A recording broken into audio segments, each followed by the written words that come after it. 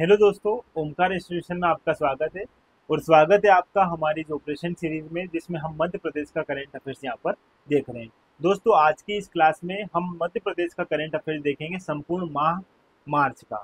मार्च माह में जो भी मध्य प्रदेश का करंट अफेयर्स हमारे क्वेश्चन जो है हमारे एग्जाम में जो बन सकता है, उसको हम यहाँ पर डिस्कस करेंगे। इसके साथ साथ दोस्तों, चूंकि इस पूरी सीरीज का नाम ही ऑपरेशन सीरीज है, तो इसमें हम यदि किसी प्रकार के क्वेश्चन जो हमारे एग्जाम में बन सकते हैं और करंट अफेयर से संबंधित है, तो उनकी सारी जितनी भी जो आसपास की बातें हैं उनको भी अच्छे से यहाँ पर देख लेंगे। इससे हमारा स्टैटिक वाला जो क्वेश्चन का जो फॉर्मेट रहता है, कभी स्टैटिक क्वेश्चन भी पूछे जाते हैं, तो वो भी हमसे बेहतर तरीके से बन पाए। ठीक है, तो शुरू करते हैं हमारी इस क्लास को। और क्लास को शुरू करूँ उससे पहले मैं बता देना चाहूंगा दोस्तों, हमारे संस्थान द्वारा एमपीपीएससी मेंस का जो थर्ड पेपर है, और इस थर्ड पेपर का जो पार्ट ए है इकोनॉमिक्स, उसको बेहतर तरीके से कंप्लीट करवाया जा रहा है।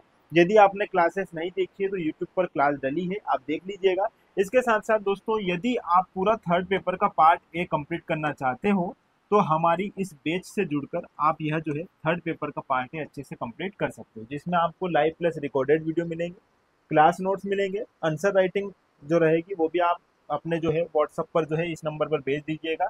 जो भी आप आंसर लिखोगे उस पर किस प्रकार बेहतर उसको किया जा सकता है, कहाँ कमियां हैं, उस पर हम चर्चा कर लेंगे। डाउट सेशन के रूप में सारी बातें हम अच्छे से समझ लेंगे। ठीक है, तो यहाँ पर ये पूरा जो है दोस्तों मात्र 499 रुपये में उपलब्ध करवाया जा रहा है। तो थर्ड पेपर का पार्ट है, यहाँ से आप कंप्लीट कर सकते हो। ठीक है, चलो इसके साथ दोस्तों आपको टेलीग्राम चैनल पर जुड़ जाना है। टेलीग्राम चैनल पर आपको इससे संबंधित जो क्लास के नोट्स रहेंगे वो मैं वहाँ पर आपको प्रोवाइड करवा दूंगा। इसके साथ साथ एमपीपीएससी से संबंधित जो भी हमारे नोट्स हैं, जो हमारे टेलीग्राम चैनल पर हम अपलोड करते हैं, यदि आप देखोगे तो आपकी एग्जाम से संबंधित इसमें सारा डेटा मिलेगा। ठीक है, तो जल्दी से जुड़ जाइएगा दोस्तों। इसके साथ साथ दोस्तों, हमारी ये जो क्लास रहेगी, जो आज की हमारी ये क्लास है, इस क्लास में हम संपूर्ण मार्च माह का करंट अफेयर्स देख रहे हैं।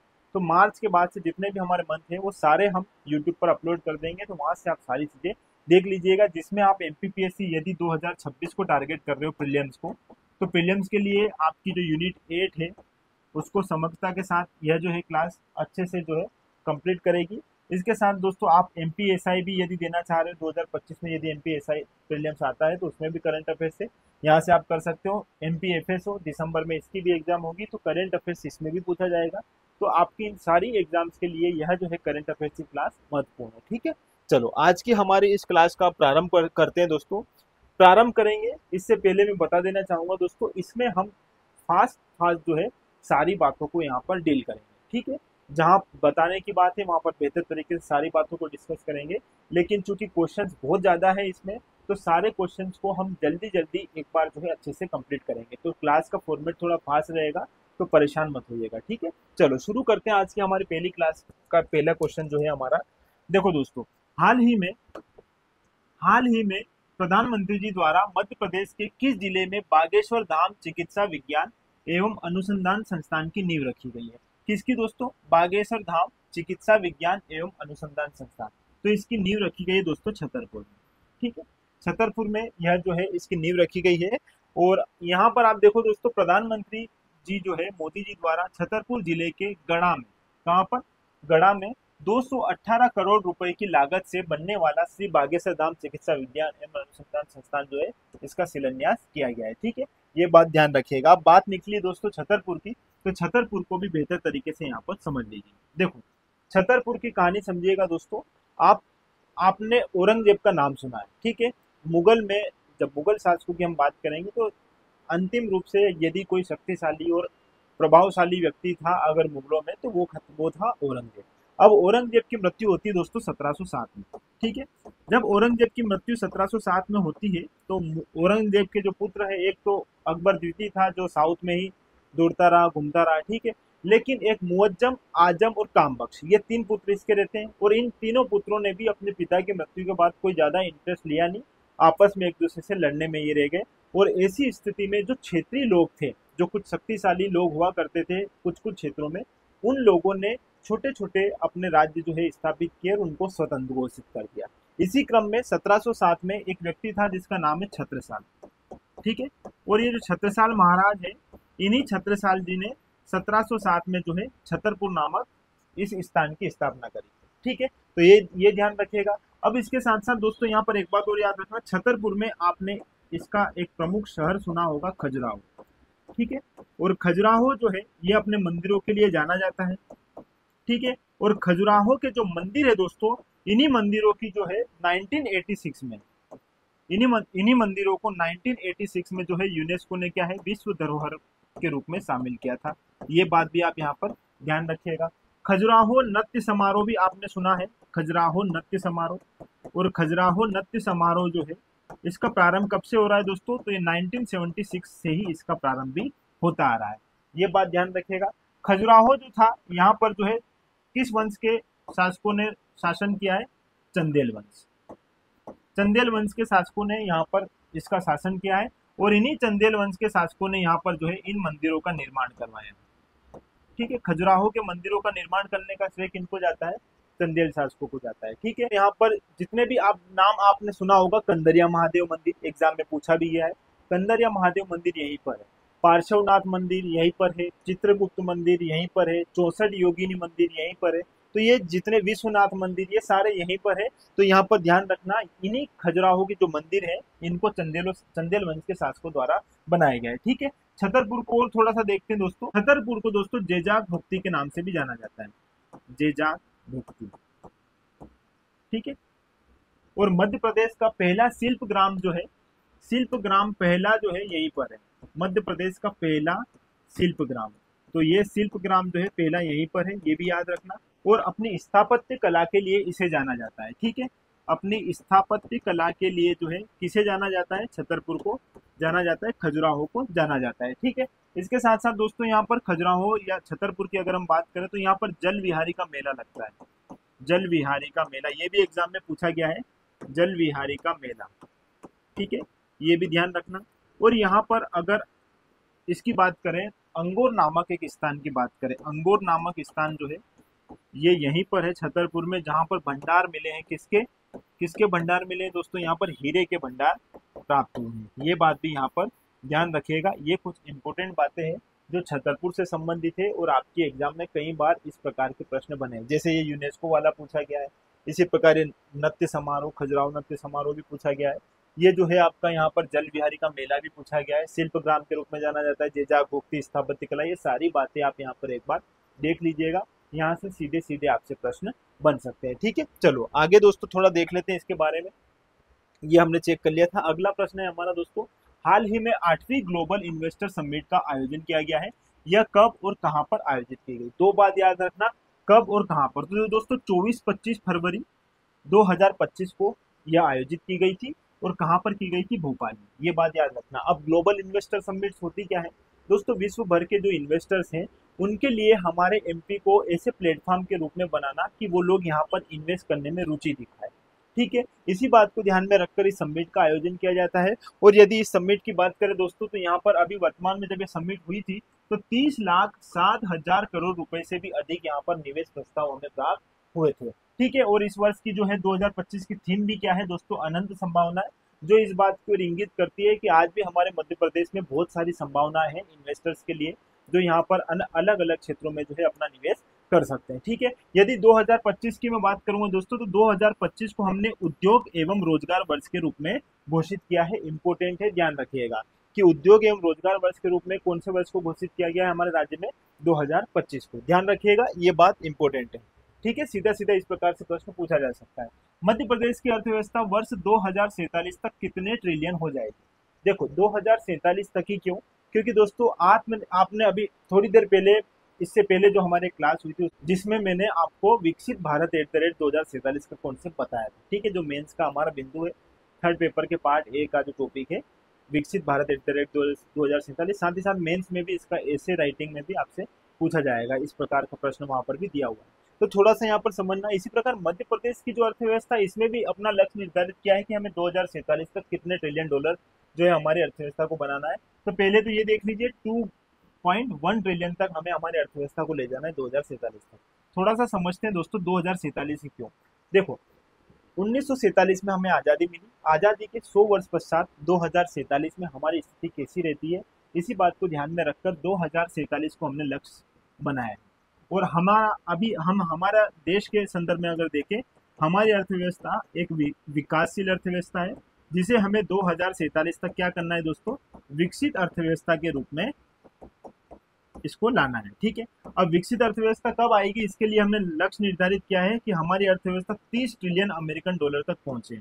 ठीक है, ये हमारा लक्ष्य है, प्रमुख लक्ष्य। इसके साथ साथ और भी बहुत सारे लक्ष्य हैं, जैसे वर्तमान में यदि हमारी अगर हम पर कैपिटल इनकम देखें दोस्तों, तो हमारी पर कैपिटल इनकम केवल 1,84,000 रुपए के आसपास है, जिसे हमने डिसाइड किया है कि 2047 तक जो है हमारी जो पर कैपिटल इनकम कितनी हो, 10 लाख रुपए में। ठीक है, 10 लाख रुपए यदि हमारी पर कैपिटल इनकम हो जाएगी तो हम क्या दोस्तों, विकसित राष्ट्र की श्रेणी में आ जाएंगे। ठीक है, अभी देखो साक्षरता भी हमारी बहुत कम है। यदि हम साक्षरता की भी बात करें तो जैसे अभी एमपी की बात करेंगे 69.3% ये हमारा हो गया साक्षरता। ठीक है, यदि हम इंडिया की बात करेंगे तो 74.04% के आसपास जो है हमारी साक्षरता है। ठीक है, तो इसी हमारी साक्षरता को हमें वर्ष 2047 तक कितना ले जाना है दोस्तों, ये वाला जो हमने लक्ष्य निर्धारित किया है, इसमें हमें 89.8% तक हमारी साक्षरता को बढ़ाना है, ये हमारा लक्ष्य है। तो ये कुछ बातें हैं जो हमें विकसित भारत की ओर हमारा जो है विचार जो है इसकी ओर अग्रसर करेगी। तो यहाँ पर मध्य प्रदेश सरकार ने भी लक्ष्य निर्धारित किया है कि 2.1 ट्रिलियन तक जो है हमें हमारी अर्थव्यवस्था को ले जाना है। ठीक है, तो ये बात आप यहाँ पर ध्यान रखिएगा। और दोस्तों सबसे मेन बात ये है कि उसमें जब हमारा विकसित भारत जो रहेगा उसमें ना हमें गरीबी देखनी पड़ेगी, ना हमें बेरोजगारी, हमारे स्वास्थ्य की जो आज गतिविधियां होती है, जो फैसिलिटीज इतनी अच्छी नहीं है, उस समय बेहतर हमें स्वास्थ्य सुविधाएं भी रहेगी और साक्षरता दर अच्छी रहेगी, जीवन स्तर जो है हमारा अच्छा रहेगा, लाइफ स्टाइल बेहतर होगी। तो ऐसी हमने संकल्पना करी है और इसके लिए हमारी सरकार जो है अब जो है इसके लिए काम भी कर रही है। तो ये कुछ बातें हैं जो आपको यहाँ पर ध्यान रखना है, इम्पोर्टेंट है। ठीक है, तो ये सारी चीजें जो है आपको इस संदर्भ में भी ध्यान रख लेनी है। ठीक है, चलो इसके आगे अब बात कर लेते हैं अगले प्रश्न की ओर। हाल ही में साला उपस्थिति वृद्धि के लिए किस जिले को प्रतिष्ठित स्कॉच पुरस्कार से सम्मानित किया गया। देखो ये जो पुरस्कार है इसके बारे में पहले समझिए, स्कॉच पुरस्कार होता क्या है। देखो स्कॉच पुरस्कार ऐसा पुरस्कार है दोस्तों जिसे किसी क्षेत्र में यदि आप बहुत स्पेशल कुछ काम कर रहे हो, वहां पर गुणवत्ता देखी जा रही है उस कार्य में, तो ऐसे कार्य के लिए जो है यह पुरस्कार दिया जाता है, प्रतिष्ठित स्कॉच पुरस्कार। तो हाल ही में साला उपस्थिति वृद्धि में सबसे अव्वल नंबर पर आया है नर्मदापुरम, होशंगाबाद नर्मदापुरम जो है, यहाँ के जो बच्चों ने 100% जो है अपनी शाला में जो है उपस्थिति दर्ज करवाई है। और इसी बात को ध्यान में रखकर जो है क्या दोस्तों यहाँ पर स्कॉच प्रतिष्ठित स्कॉच पुरस्कार से इसे सम्मानित किया गया है, ये बात आप यहाँ पर ध्यान रखिएगा। ठीक है, चलो आगे देखते हैं। हाल ही में मध्य प्रदेश का नोवा टाइगर रिजर्व किसे घोषित किया है। दोस्तों नोवा टाइगर रिजर्व की अगर हम बात करें तो माधव राष्ट्रीय उद्यान जो है हमारा शिवपुरी वाला, इसे जो है क्या दिया गया है, नोवा टाइगर रिजर्व का दर्जा दिया गया। इससे पहले जो रातापानी अभ्यारण्य था इसे 8वां टाइगर रिजर्व बनाया गया। ठीक है, दोनों की कहानी इंपॉर्टेंट है क्योंकि हमारी एमपीपीएससी की यदि हम प्रीलिम्स की बात करें तो चौथी यूनिट जो है उस चौथी यूनिट में वन का स्पेशली दिया हुआ है, राष्ट्रीय उद्यान वगैरह के बारे में प्रश्न बन सकते हैं। तो यहाँ की सारी बातें एक बार अच्छे से देखते हैं। देखो कैसे देखते हैं, समझते हैं इसको। सबसे पहले माधव राष्ट्रीय उद्यान की बात करेंगे तो यह जो है 355 वर्ग किलोमीटर में विस्तृत है और यहाँ पर स्वतंत्रता से पहले सिंधिया महाराज जो थे इनके ये शिकार स्थल हुआ करता था। तात्या टोपे का समाधि स्थल भी यहीं पर मिलेगा आपको, और जीवाजी राव द्वारा निर्मित जो है जॉर्ज केसल भवन, यह भी जो है इसी राष्ट्रीय उद्यान का हिस्सा है। तो ये बात भी ध्यान रखना। एक नदी है दोस्तों मनिहार नदी, और मनिहार नदी जो है इसी राष्ट्रीय उद्यान से प्रवाहित होती है। ठीक है, इसके साथ साथ हमने सांख्य सागर झील नाम सुना है, तो सांख्य सागर झील और माधव सागर झील दोनों जो है दोस्तों माधव राष्ट्रीय उद्यान में ही है, ये बात भी आप यहाँ पर ध्यान रखिएगा। इसके साथ साथ सर्वाधिक तेंदुए इसी में पाए जाते हैं, और इस पार्क के उत्तर पश्चिम में मणिखेड़ा बांध जो है इसके उत्तर पश्चिम में स्थित है। अब मणिखेड़ा बांध जो है दोस्तों कहाँ पर है, शिवपुरी में, ये बात भी आप ध्यान रखिएगा। और किस नदी पर है, तो ये सिंध नदी पर है, ये बात भी आप यहाँ पर ध्यान रखिएगा। दोनों बातें आपके लिए इंपॉर्टेंट है। ठीक है, इसमें दोस्तों लॉर्ड मिंटो ने इस क्षेत्र में 19 बाघों को एक समय में गोली मारी थी, और उसके बाद से जो है यहाँ पर कभी बाघ नहीं देखे गए थे। लास्ट टाइम केवल 1970 में देखे गए थे, लेकिन उसके बाद 2007 में इस क्षेत्र में पुनः जो है बाघों को बढ़ावा दिया गया, और यहाँ पर अब जो है बाघ लगभग सुरक्षित है, किसी प्रकार की उनको कोई दिक्कत नहीं होगी, है ना। NH46 के मार्ग पर यह जो है राष्ट्रीय उद्यान अवस्थित है, ये बात ध्यान रखिएगा। ये हमारे जो है माननीय मुख्यमंत्री जी उन्होंने कुछ बात कही थी। इसमें केवल एक बात याद रखिएगा कि जो हमारा 8वां टाइगर रिजर्व है, इस टाइगर रिजर्व को विष्णु श्रीधर वाकड़ करके नाम से जाना जाएगा। ठीक है, ये बात ध्यान रखना, इतना इंपॉर्टेंट है। अब थोड़ा सा बात कर लेते हैं रातापानी अभ्यारण्य की। रातापानी अभ्यारण्य जो है दोस्तों ये रायसेन में स्थित है और 1978 में इसे स्थापित किया गया था। ठीक है, इसका क्षेत्रफल 907 वर्ग किलोमीटर में है और यहाँ पर जो है ये प्रस्तावित था दोस्तों कब 1819 से प्रस्तावित था, लेकिन अब जो है इसे राष्ट्रीय उद्यान के रूप में सॉरी इसको टाइगर रिजर्व के रूप में यहाँ पर शामिल कर लिया गया है। ठीक है, कौन से क्रमांक का? 8वें क्रमांक का। यहाँ पर एक मछली घर भी स्थापित किया गया है और यह जो है वन विकास द्वारा इसे मध्य प्रदेश का 8वां टाइगर रिजर्व जो है बनाने का प्रयास चल रहा था और हाल ही में ये बन गया है। ठीक है, तो ये बात आप यहाँ पर ध्यान रखिएगा। ठीक है, अब कुछ नदियां जो है वो प्रमुख राष्ट्रीय उद्यानों से निकलती है और ये कई बार एग्जाम में पूछी जाती है, तो आप यहाँ पर एक बार इन नदियों को भी देख लीजिए कि कौन से राष्ट्रीय उद्यान से कौन सी नदी प्रवाहित होती है। यदि मैं सतपुड़ा राष्ट्रीय उद्यान की बात करूँ तो यहाँ पर देनवा नदी प्रवाहित होती है। पेंच राष्ट्रीय उद्यान से पेंच और कानल नदी जो है यहाँ से प्रवाहित होती है। डायनासोर राष्ट्रीय उद्यान से जोबट नदी प्रवाहित होती है। पन्ना टाइगर राष्ट्रीय उद्यान से जो है केन नदी प्रवाहित होती है। कान्हा राष्ट्रीय उद्यान से बंजर और हालोन, ये नाम आपने सुना होगा, ये यहाँ से प्रवाहित होती है। इसी तरह बांधवगढ़ जो है राष्ट्रीय उद्यान, यहाँ से चरण गंगा नदी और माधव राष्ट्रीय उद्यान से मनिहार नदी जो है प्रवाहित होती है। ठीक है, तो ये इंपॉर्टेंट बात है। हाल ही में चर्चा में रहा यूनियन कार्बाइड मध्य प्रदेश के किस जिले से संबंधित रहा? यूनियन कार्बाइड के बारे में इससे पहले की जो क्लास हुई थी करंट अफेयर्स की, उसमें मैंने आपको बेहतर तरीके से समझाया था। यूनियन कार्बाइड को फिर भी अपन इसको मोटा मोटा इसकी कहानी समझ लेते हैं दोस्तों। यूनियन कार्बाइड जो है इससे जो है ये एक कंपनी है दोस्तों। पहले तो यूनियन कार्बाइड क्या है? एक कंपनी है और ये कंपनी है दोस्तों यूएसए की। ठीक है, और इस कंपनी में एक मिथाइल आइसोसाइनाइड गैस का रिसाव हुआ था, आपने नाम सुना होगा, और इस रिसाव के कारण जो है एक बड़ी त्रासदी हुई थी और वो त्रासदी हुई थी दोस्तों भोपाल में। ठीक है, ये आपने नाम सुना होगा, भोपाल त्रासदी जो हुई थी दोस्तों कब? 2 से 3 ले लो, 2 से 3 दिसंबर 1984 में।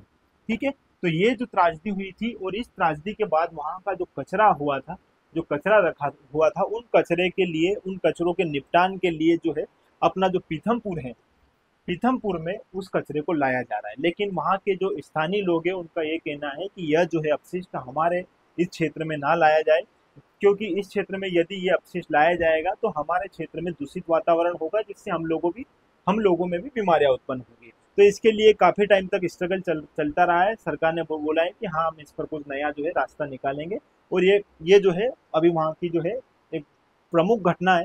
तो यहाँ पर ध्यान रखिएगा कि पीथमपुर से संबंधित है यूनियन कार्बाइड जो है, यह मध्य प्रदेश के इस जिले से संबंधित है। कहाँ से दोस्तों? पीथमपुर से। ध्यान रखिएगा, कंपनी है ये यूएसए की और मिथाइल आइसोसाइनाइड गैस जो है इसका रिसाव हुआ था भोपाल त्रासदी के समय। अब ये यूनियन कार्बाइड कंपनी जो है करती क्या है दोस्तों? केमिकल्स और इनका निर्माण करती है और इसी वजह से यहाँ पर अभी पीथमपुर में ये जो चीजें चल रही है कि इस प्रकार का कोई भी अपशिष्ट जो है अब हमारे क्षेत्र में ना लाया जाए, क्योंकि एक बार हमने हमारे राज्य की जो राजधानी है भोपाल में इस प्रकार की एक बड़ी घटना को देखा था। वहाँ लोग बहुत प्रभावित हुए थे, बहुत सारे लोगों की मृत्यु हुई थी। ठीक है, ये बात आपको सारी पता है। इसके पहले वाली क्लास में मैंने पूरी कहानी सुनाई है भोपाल गैस त्रासदी की। यदि आपको देखना है तो इसके पहले वाला जो वीडियो है करंट अफेयर्स का, वहां पर देख लीजिएगा। ठीक है, मध्य प्रदेश और किस राज्य के निर्वाचन आयोग के मध्य एमओयू पर हस्ताक्षर हुआ है? देखो, एमओयू पर हस्ताक्षर हुआ है जम्मू कश्मीर के साथ। अब जो है हमारे राज्य का जो निर्वाचन आयोग है, निर्वाचन मंडल है, ये अब जम्मू कश्मीर में भी बेहतर तरीके से चुनाव का संचालन हो सके, इसके लिए कार्य करेगा। तो इन दोनों राज्यों के मध्य क्या हुआ है दोस्तों?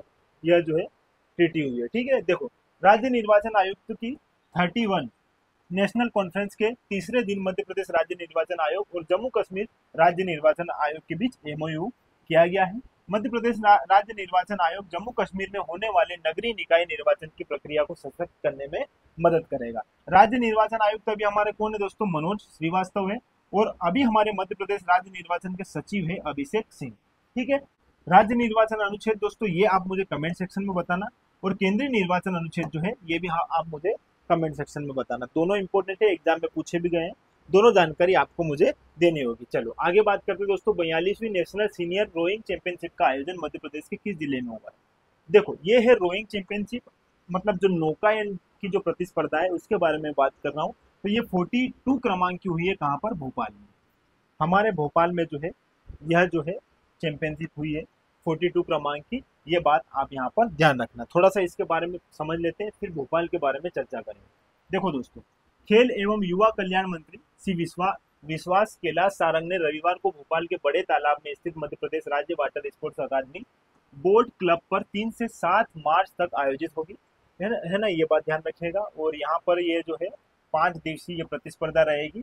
इसमें 14 इवेंट्स होंगे और ये इवेंट्स इस प्रकार होंगे, तो आपको इतनी सारी जानकारी आपको ध्यान नहीं रखनी है, ठीक है। थोड़ा सा अब भोपाल अपनी राजधानी है, इसके बारे में थोड़ी सी कहानी समझ लेते हैं, ठीक है। देखो दोस्तों, भोपाल इसलिए समझना है, इसलिए हमारी क्योंकि ये राजधानी भी है और इसके बारे में थोड़ा सा जानते हैं। चलो देखो, बात करते हैं हमारी राजधानी भोपाल की, ठीक है। ये है हमारी राजधानी भोपाल। दोस्तों भोपाल जो है, एक समय में यहाँ पर जब प्रारंभ में इसका नाम था तो वो नाम था भोजपाल, ठीक है। और इस भोजपाल नामक नगर की स्थापना करने वाला व्यक्ति था कौन? राजा भोज। ये नाम आपने सुना होगा, परमार वंश के प्रतापी शासक थे हमारे राजा भोज, और इन्हीं राजा भोज ने जो है यहाँ पर भोजपाल नाम से इस नगर की स्थापना करी थी, और यही भोजपाल बाद में जो है भोपाल बन गया था, ठीक है। लेकिन आधुनिक रूप से यदि हम भोपाल रियासत की अगर बात करें, देखो दोस्तों यहाँ पर मैं बात कर रहा हूँ किसकी? भोपाल रियासत की। तो भोपाल रियासत की यदि मैं बात करूंगा, तो भोपाल रियासत की आधुनिक रूप से यदि किसी ने स्थापना करी है तो उस व्यक्ति का नाम एमपीपीएससी में पूछा गया है कि आधुनिक रूप से इसकी स्थापना किसने करी है, भोपाल रियासत की। तो इसकी स्थापना करी है दोस्तों यहाँ पर दोस्त मोहम्मद खान ने, दोस्त मोहम्मद खान ने, ठीक है। अब कहानी समझना दोस्तों, और कब करी ये भी देख लो, 1723 में, ईस्वी में। देखो थोड़ी सी कहानी है, छोटी कहानी है, लेकिन जल्दी जल्दी उसको समझाने का प्रयास करता हूँ छोटे रूप में। दोस्तों भोपाल जो है, जिसे जो एक समय में भोजपाल हुआ करता था, फिर बाद में भोपाल, और भोपाल रियासत के रूप में इसका जो संस्थापक हुआ कौन? दोस्त मोहम्मद खान। दोस्त मोहम्मद खान के पीछे की कहानी थोड़ी सी मैं आपको समझाता हूँ। देखो दोस्तों, अब मध्यकाल में हम जाते हैं, तो मध्यकाल में हम पाएंगे कि जो उस समय का जो वर्चस्व था वो मुगलों का हुआ करता था। तो मध्यकाल में जब मुगल जो है अपने क्षेत्र में उनका अधिकार हुआ करता था, सारे क्षेत्र में, तो मुगल क्या करते थे, जहां जहां उनका जो है अधिकार नहीं हुआ है, उन क्षेत्रों में अपने अपने लोगों को भेजते थे ताकि वो उस क्षेत्रों को विजित करें और अपने में शामिल करें, ठीक है। तो उस समय हमारा ये वाला जो क्षेत्र था, भोपाल वाला जो क्षेत्र, इस भोपाल के कुछ क्षेत्र में दोस्तों एक गोंड वंश के शासक हुआ करते थे, निजाम शाह। और निजाम शाह ने जो है अपना शासन भोपाल तथा इसके आसपास, आपने गिन्नौरगढ़ नाम सुना होगा, इस क्षेत्र में अपना शासन जो है स्थापित कर रखा था, ठीक है।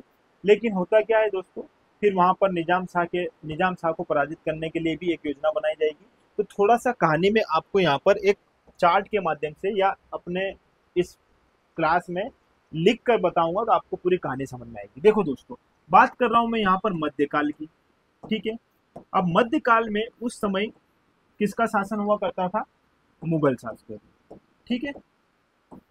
ये है मुगल शासक, और इन्होंने संपूर्ण भारत के जो बड़े क्षेत्र में अपना अधिकार जमा कर रखा था। ऐसे में यहाँ पर गिन्नौरगढ़ जैसी कुछ छोटी छोटी रियासतें थी, और इन रियासतों का यहाँ पर जो है शासक था, और वो शासक था निजाम शाह, ठीक है, निजाम शाह, ठीक है। और जिसकी हम बात कर रहे हैं वो व्यक्ति कौन है दोस्तों, उसका पहले परिचय देता हूं, फिर मैं आपको वहां पर ले जाऊंगा, बहुत अच्छे से आपको कहानी समझ में आ जाएगी।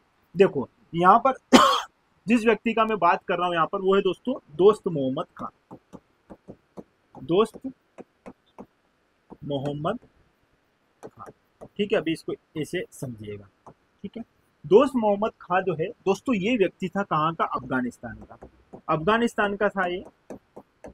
और अफगानिस्तान का एक क्या था, बहुत ही महत्वाकांक्षी योद्धा था, ठीक है, महत्वाकांक्षी आदमी था ये। और इसने इसी महत्वाकांक्षा से ये आया था दोस्तों हमारे देश भारत में। जब ये भारत में आया था तो भारत में प्रारंभिक रूप से तो ये यूपी वाले क्षेत्र में रहा, यूपी के मुजफ्फरनगर क्षेत्र में।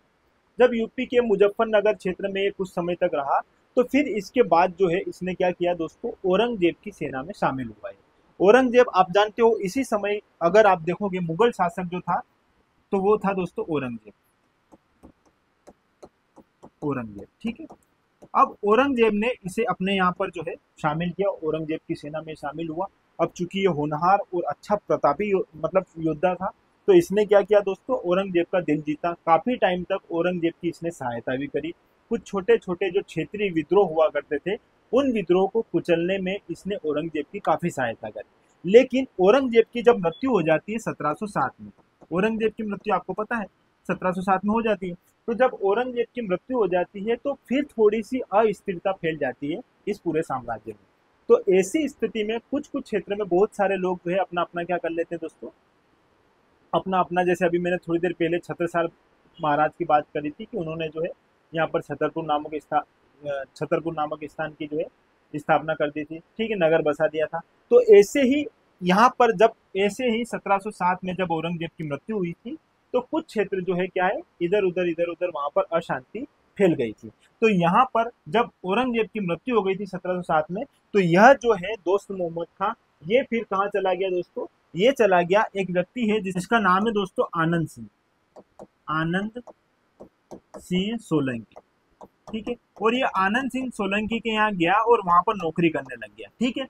अब नौकरी करने लग गया ये आनंद सिंह जी के यहाँ पर, कौन, दोस्त मोहम्मद खां। और ऐसी स्थिति में फिर आनंद सिंह जो है इनको दिल्ली जाना पड़ा, और यहाँ दिल्ली गए और दिल्ली में फिर इनकी वहीं पर मृत्यु हो जाती है। फिर इनकी माँ जो है वो जो है कुछ समय तक शासन देखती है, लेकिन फिर बाद में उनकी भी मृत्यु हो जाती है। तो यहाँ पर ये जो बेरसिया क्षेत्र, इनका क्षेत्र हुआ करता था बेरसिया, तो ये बेरसिया क्षेत्र जो है अब पूरा सूना रह जाता है और यहाँ पर जो है दोस्त मोहम्मद खां इस पर जो है अपना अधिकार जमा लेता है। बेरसिया के साथ साथ जो आसपास के छोटे छोटे क्षेत्र है, आस का सीहोर वाले जो क्षेत्र है, इन सारे क्षेत्र पर भी जो है फिर दोस्त मोहम्मद खां जो है अपना पूरी तरीके से आधिपत्य यहाँ पर जो है जमा लेता है। और अब ऐसी स्थिति निर्मित हो जाती है कि यहाँ पर इसी समय इनका एक और जो है, इन्हीं के समय में एक और व्यक्ति जो है गिन्नौरगढ़ के शासक के रूप में शासन कर रहा था, निजाम शाह, ठीक है। अब निजाम शाह भी जो है दोस्तों क्या कर रहा था, यहाँ पर इसी क्षेत्र के पास में है, भोपाल के पास वाले क्षेत्र में ये भी जो है क्या है, शासन कर रहे थे। अब इसकी नजर पड़ती है गिन्नौरगढ़ के उस क्षेत्र में, लेकिन स्थिति ऐसी निर्मित हो जाती है कि यहाँ पर निजाम शाह जो है इसका एक जो है भतीजा रहता है जिसका नाम है दोस्तों चैन शाह, चैन शाह। अब इसका भतीजा रहता है चैन शाह, और ये है इसका क्या दोस्तों, भतीजा। और इसका पुत्र रहता है दोस्तों कौन, नवल शाह। ये आपने नाम सुना होगा, नवल शाह, ठीक है। करंट अफेयर्स की क्लास में मैं आपको हिस्ट्री पढ़ा रहा हूँ, क्यों पढ़ा रहा हूँ, क्योंकि बात निकल गई हमारी राजधानी की, इसलिए हम राजधानी की पूरी बात यहाँ पर देख लेते हैं, इसके सारे फैक्ट अच्छे से समझ लेते हैं, क्योंकि हमारी एमपीपीएससी में यहाँ से हमेशा से प्रश्न बने हैं इस रियासत से। तो दोस्तों जब निजाम शाह यहाँ पर शासन करता है गिन्नौरगढ़ वाले क्षेत्र में, तो उस समय निजाम शाह और इनकी जो पत्नी है, निजाम शाह की पत्नी कौन है दोस्तों, ये नाम आपने सुना होगा, रानी कमलापति, रानी कमलापति। जब रानी कमलापति और निजाम शाह इस क्षेत्र में शासन करते हैं और उनसे एक पुत्र की प्राप्ति होती है, नवल शाह। नवल शाह उनका पुत्र रहता है दोस्तों, लेकिन उनका जो भतीजा है चैन शाह, ये नहीं चाहता है कि शासक बने। तो इसलिए जो चैन शाह है ये क्या करता है, निजाम को बुलाता है अपने यहाँ पर, अपने चाचा को, और भोजन की दावत देता है, और उस भोजन की दावत में जहर मिलाकर निजाम शाह को मृत्यु तक पहुंचा देता है, ठीक है। और निजाम शाह की यहाँ पर हो जाती है दोस्तों मृत्यु। अब ऐसी स्थिति में रानी कमलापति जो है ये क्या करेगी, शासन की बागडोर संभालेगी, ठीक है। अब रानी जो है इसने सोचा कि यार क्यों ना पास का ही जो है अपना दोस्त मोहम्मद खां, इससे मैं एक ऐसी संधि करूं या ऐसा एक प्रस्ताव रखूं कि यह जो है अपने क्षेत्र में, इसका क्षेत्र तो संचालित कर ही रहा है, होनार भी है, तो ये अफगान जो है हमारी भी मदद कर दे और इसकी सहायता से जो है हम यहाँ का क्षेत्र जो है अच्छे से संचालित कर पाए, ठीक है। जब बात पहुंचती है दोस्त मोहम्मद खां तक, तो दोस्त मोहम्मद खां तो इसी अवसर का इंतजार कर रहा था, लेकिन जब इसको पता चलता है तो ये अपनी सेना लेकर जो है आगे बढ़ता है, अच्छी बड़ी सेना लेकर जब ये आगे बढ़ता है तो यहाँ पर इसकी खबर मिल जाती है किसको, यहाँ पर रानी कमलापति को। रानी कमलापति को पता चलता है कि निजाम, ये जो अपना दोस्त मोहम्मद खां है, ये जो है अपनी सहायता के लिए नहीं बल्कि अपने गिन्नौरगढ़ वाला जो क्षेत्र है इसको जीतने के लिए आ रहा है। तो फिर क्या करती है, रानी के पास इतनी बड़ी सेना तो रहती नहीं है, तो नवल शाह जो है ये 100 लोगों की सेना लेकर यहाँ से निकलता है। 100 लोगों की सेना लेकर जब नवल शाह यहाँ से निकलेगा तो दोस्तों यहाँ से ये भी ऐसे ऐसे आगे बढ़ता है, अपनी सेना को ये भी आगे बढ़ाता है, ठीक है। जब दोनों की सेना यहाँ पर मिलती है तो यहाँ पर जो क्षेत्र है इस क्षेत्र का नाम है लाल घाटी क्षेत्र। और जब इस लाल घाटी क्षेत्र में ये दोनों मिलेंगे तो इन दोनों के मध्य क्या होगा दोस्तों, युद्ध होगा। जब इस क्षेत्र में एक महासंग्राम होगा, एक महायुद्ध होगा, तो इस युद्ध में जो है दोस्त मोहम्मद खां जो है क्या हो जाएगा, विजय हो जाएगा। और जो है नवल शाह अपने 100 लोगों के साथ जो है यहाँ पर वीर गति को प्राप्त हो जाएगा। इतना खून बहेगा, इसीलिए इस क्षेत्र को दोस्तों लाल घाटी क्षेत्र के नाम से जाना जाता है। ठीक है, फिर यहाँ से आगे बढ़ेगा दोस्त मोहम्मद खां, और ये जो क्षेत्र गिन्नौरगढ़ वाला जो क्षेत्र था जो निजाम शाह के अधीन हुआ करता था एक समय में, वो क्षेत्र जो है अब किसके अधीन आ जाएगा, यहाँ पर दोस्त मोहम्मद खां के अधीन। और जो रानी कमलापति रहती है, ये रानी कमलापति फिर जाएगी और यहाँ पर ये जल समाधि ले लेगी, और इस प्रकार जो है इस क्षेत्र में भी किसका आधिपत्य हो जाएगा दोस्तों, यहाँ पर दोस्त मोहम्मद खां का। और ये दोस्त मोहम्मद खां इस गिन्नौरगढ़ वाले क्षेत्र को मिलाकर, और जो अपना विजित क्षेत्र था जो बेरसिया वाला, आष्टा सियोर वाले, ये छोटे छोटे क्षेत्र जो है, इन सारे क्षेत्र को मिलाकर दोस्तों भोपाल रियासत की स्थापना करेगा। तो भोपाल रियासत का आधुनिक संस्थापक जो है हमारा कौन है, यहाँ पर दोस्त मोहम्मद खां। एमपीपीएससी में ये प्रश्न पूछा गया है। तो पूरी कहानी मैंने आपको इसलिए बताई है कि आपको ये सारी बातें कहीं ना कहीं एक स्टोरी के रूप में याद रहे, आप इस तरह जो है इसको बेहतर तरीके से सही आंसर तक पहुंच पाओ। ठीक है, तो यहाँ पर ये सारी बातें हो गई। तो भोपाल जो है, ये भोजपाल नगर जो है, इसकी स्थापना तो हमारे राजा भोज करके जाएंगे, लेकिन आधुनिक रियासत के रूप में यदि भोपाल रियासत की अगर हम बात करें आधुनिक रूप से, तो इसकी स्थापना करेगा दोस्त मोहम्मद खां 1723 में। ठीक है, पूरी कहानी आई होप आपको अच्छे से यहाँ पर समझ में आई होगी। ठीक, चलो आगे दोस्तों बात कर लेते हैं। हाल ही में राज्य सरकार ने भगोरिया उत्सव को राजकीय स्तर पर मनाए जाने की घोषणा की है। यह किस जनजाति से संबंधित है, तो यह भील जनजाति से संबंधित है दोस्तों। भगोरिया उत्सव आप जानते हो, भील जनजाति इससे संबंधित है आपके भगोरिया उत्सव से। ठीक है, ये ध्यान रखिएगा। चलो इसके बारे में हमने बहुत सारी बातें कर ली थी। हाल ही में चर्चा में रही रैंप योजना का संबंध किस वर्ग से। रैंप योजना का वर्ग ये जो है, ये संबंध है दोस्तों महिलाओं से संबंधित है। रैंप योजना जो है ये क्या करेगी, इसमें महिलाओं को ट्रेन किया जाता है, और अभी हाल ही में हैदराबाद में भेजी गई है हमारी कुछ महिलाएं हमारे राज्य की, जो वहां पर स्किल सीखेगी ताकि भविष्य में आगे वो भी जो है अपना खुद का जो है बिजनेस शुरू कर सके। तो ये इंपॉर्टेंट योजना है, इसके बारे में भी मैंने बात करी हमारी पिछली कक्षा में बेहतर तरीके से, यहाँ पर इसको ध्यान रखिएगा। 12 मार्च 2025 को वित्त मंत्री जगदीश जी देवड़ा द्वारा पेश किए गए बजट के अनुसार वर्ष 2025-26 के लिए कितने लाख करोड़ रुपए का बजट पेश किया गया है, तो दोस्तों 4.21 लाख करोड़ रुपए का पूरा बजट जो है, इससे पहले वाली क्लास में बेहतर तरीके से पूरा बजट अच्छे से समझाया है। यदि आपने वो क्लास नहीं देखी है तो करेंट अफेयर्स की वो क्लास जरूर देख लीजिएगा, पूरा बजट आपको वहां पर समझ में आ जाएगा। ठीक है, तो ये 4.21.032 करोड़ रुपए जो है, इसमें जो है यहाँ पर इतना जो है हमारा बजट है। ठीक है, और इतना ही हमारा कर्जा भी है। ये सारी चर्चा मैंने अपनी उस क्लास में करी है। चलो, हाल ही में उत्तराखंड में खेले जा रहे राष्ट्रीय खेल 2025 में मध्य प्रदेश की पुरुष बास्केटबॉल टीम ने कौन सा पदक जीता है दोस्तों, तो स्वर्ण पदक इन लोगों ने यहाँ पर जीत लिया। ये बात ध्यान रखिएगा। ठीक है, और ये मध्य प्रदेश की बास्केटबॉल टीम ने राष्ट्रीय खेल 2025 में स्वर्ण पदक जीतकर इतिहास रचा है। इस स्पर्धा में फाइनल में हमने किसको पराजित किया दोस्तों, केरल को। किससे, 22-20 से। ठीक है, ये ध्यान रखना, और स्वर्ण पदक हमने यहाँ पर प्राप्त कर लिया है। ठीक है, और महिलाओं की बास्केटबॉल टीम ने भी शानदार प्रदर्शन करते हुए कांस्य पदक हासिल किया है। ठीक है, किसकी बात कर रहे हैं दोस्तों यहाँ पर, 38 क्रमांक के राष्ट्रीय खेल उत्सव की। ये कौन सा क्रमांक है दोस्तों इनका, 38। ठीक है, और कहाँ पर हो रहा है, उत्तराखंड में हो रहा है। इसके बारे में भी थोड़ा सा यहाँ पर देख लीजिए। देखो ये क्रमांक कौन सा है, ये याद रखना, 38 क्रमांक। ठीक है, कहाँ पर है, उत्तराखंड में। समापन 14 फरवरी को और प्रारंभ हुआ था दोस्तों 26 जनवरी को। ठीक है, लेकिन इसका शुभंकर याद रखना दोस्तों, मोनाल पक्षी ये होता है। मोनाल पक्षी, मोनाल पक्षी सामान्यतः ठंडे क्षेत्रों में पाया जाता है। जो हमारा उत्तर पूर्वी वाला जो क्षेत्र, जैसे नेपाल वेपाल में भी इस प्रकार का जो है ये वाला जो है पाया जाता है शुभंकर। ठीक है, चलो इस स्पोर्ट्स में हुआ क्या है दोस्तों, देखो यहाँ पर सबसे ज्यादा यदि किसी ने अपने यहाँ पर गोल्ड जीते हैं, तो वो गोल्ड जीते हैं दोस्तों सर्विसेज स्पोर्ट कंट्रोल बोर्ड में। ठीक है, 68 गोल्ड, सिल्वर 26, ब्रॉन्ज मेडल 27, और कुल पदक जीते हैं इन्होंने 121। इसी प्रकार महाराष्ट्र में 54 महाराष्ट्र ने जीते हैं यहाँ पर गोल्ड, और 71 सिल्वर, और ब्रॉन्ज जो है यहाँ पर इन्होंने 76 जीते हैं, और इस प्रकार 201 यहाँ पर इन्होंने कुल पदक जीते हैं। हरियाणा ने 48 गोल्ड, सिल्वर 46, ब्रॉन्ज 58, और कुल जो है दोस्तों टोटल जो है 153 मेडल जीते हैं। हमारे मध्य प्रदेश को आप यहाँ पर ध्यान रखिएगा, मध्य प्रदेश ने इस 38वें राष्ट्रीय खेल में कितने दोस्तों गोल्ड जीते हैं, 34 गोल्ड जीते हैं, और कुल पदक जीते हैं हमने 82।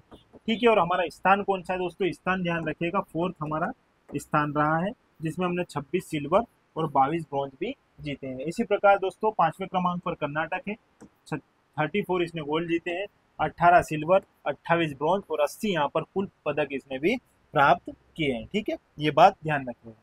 चलो आगे। हाल ही में मुख्यमंत्री जी ने मध्य प्रदेश राज्य वन्य प्राणी बोर्ड की 28वीं बैठक में 2 नए अभ्यारण्यों की स्थापना की है। ये अभ्यारण्य कौन से हैं दोस्तों? 2 नए अभ्यारण्य हमें मिले हैं, एक है ओमकारेश्वर अभ्यारण्य और एक है जहानगढ़ वन्यजीव अभ्यारण्य। दोनों याद रखना, ये खंडवा में है और ये श्योपुर में है। थोड़ा सा इनके बारे में भी बात कर लेते हैं। देखो ओमकारेश्वर वन्यजीव जो है ये देवास खंडवा जिले में जो है बनाया जाएगा और यहाँ पर 614.0709 वर्ग किलोमीटर क्षेत्र जो है इसमें इसको विकसित किया जाएगा। कितना दोस्तों? 615 वर्ग किलोमीटर के आसपास इसका क्षेत्रफल रहेगा। इसी प्रकार जहानगढ़ वन्यजीव अभ्यारण्य जो है ये श्योपुर जिले में बनाया जाएगा दोस्तों 6.328 वर्ग किलोमीटर में। ठीक है, ये भी ध्यान रखना।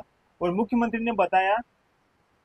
मुख्यमंत्री जी ने बताया कि पर्यटकों को आकर्षित करने के लिए वन्यजीव संरक्षण को पर्यटन से जोड़ा जाएगा। हाल ही में हुई गिद्ध गणना में प्रदेश में लगभग 12,981 गिद्ध पाए गए। सबसे ज्यादा यदि गिद्ध कहाँ है तो वो मध्य प्रदेश में। ठीक है, मध्य प्रदेश में सर्वाधिक गिद्ध है, लगभग 13,000 के आसपास हम यहाँ पर गिद्ध देख सकते हैं। ये अभी 2025 में इसकी गणना हुई है। ठीक है, और पिछले वर्ष की तुलना में हमें कितने 19% जो है अधिक हमारे यहाँ पर गिद्ध हुए। ठीक है, मुख्यमंत्री डॉक्टर यादव द्वारा नर्मदा छिपरा बहुउद्देशीय माइक्रो उद्वहन सिंचाई परियोजना का लोकार्पण किस स्थान पर किया गया है? तो दोस्तों ये स्थान है तराना। इसको ध्यान रखिएगा दोस्तों, यहाँ पर माइक्रो उद्वहन सिंचाई परियोजना का लोकार्पण किया गया है। अगला दोस्तों, हाल ही में सुंदरलाल पटवा राष्ट्रीय प्रबंधन संस्थान का निर्माण कार्य प्रारंभ किया गया है। यह कहाँ पर अवस्थित है दोस्तों? सुंदरलाल पटवा, पहले इनका नाम जो है आप जानते हो, सुंदरलाल पटवा हमारे क्या रहे हैं दोस्तों? सीएम रहे। ठीक है, ये ध्यान रखना, हमारे राज्य के सीएम रहे हैं और इनके समय 2 बार जो है राष्ट्रपति शासन लगा है। 2 बार क्या लगा है दोस्तों? राष्ट्रपति शासन। ये बात ध्यान रखना इनके समय में।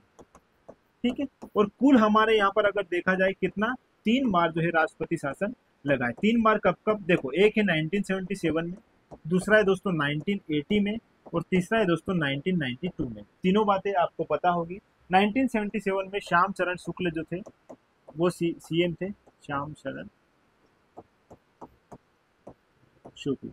और 2 बार जो 1980 और 1992 में जब हमारे यहाँ पर राष्ट्रपति शासन लगा उस समय हमारे यहाँ के सीएम कौन थे दोस्तों?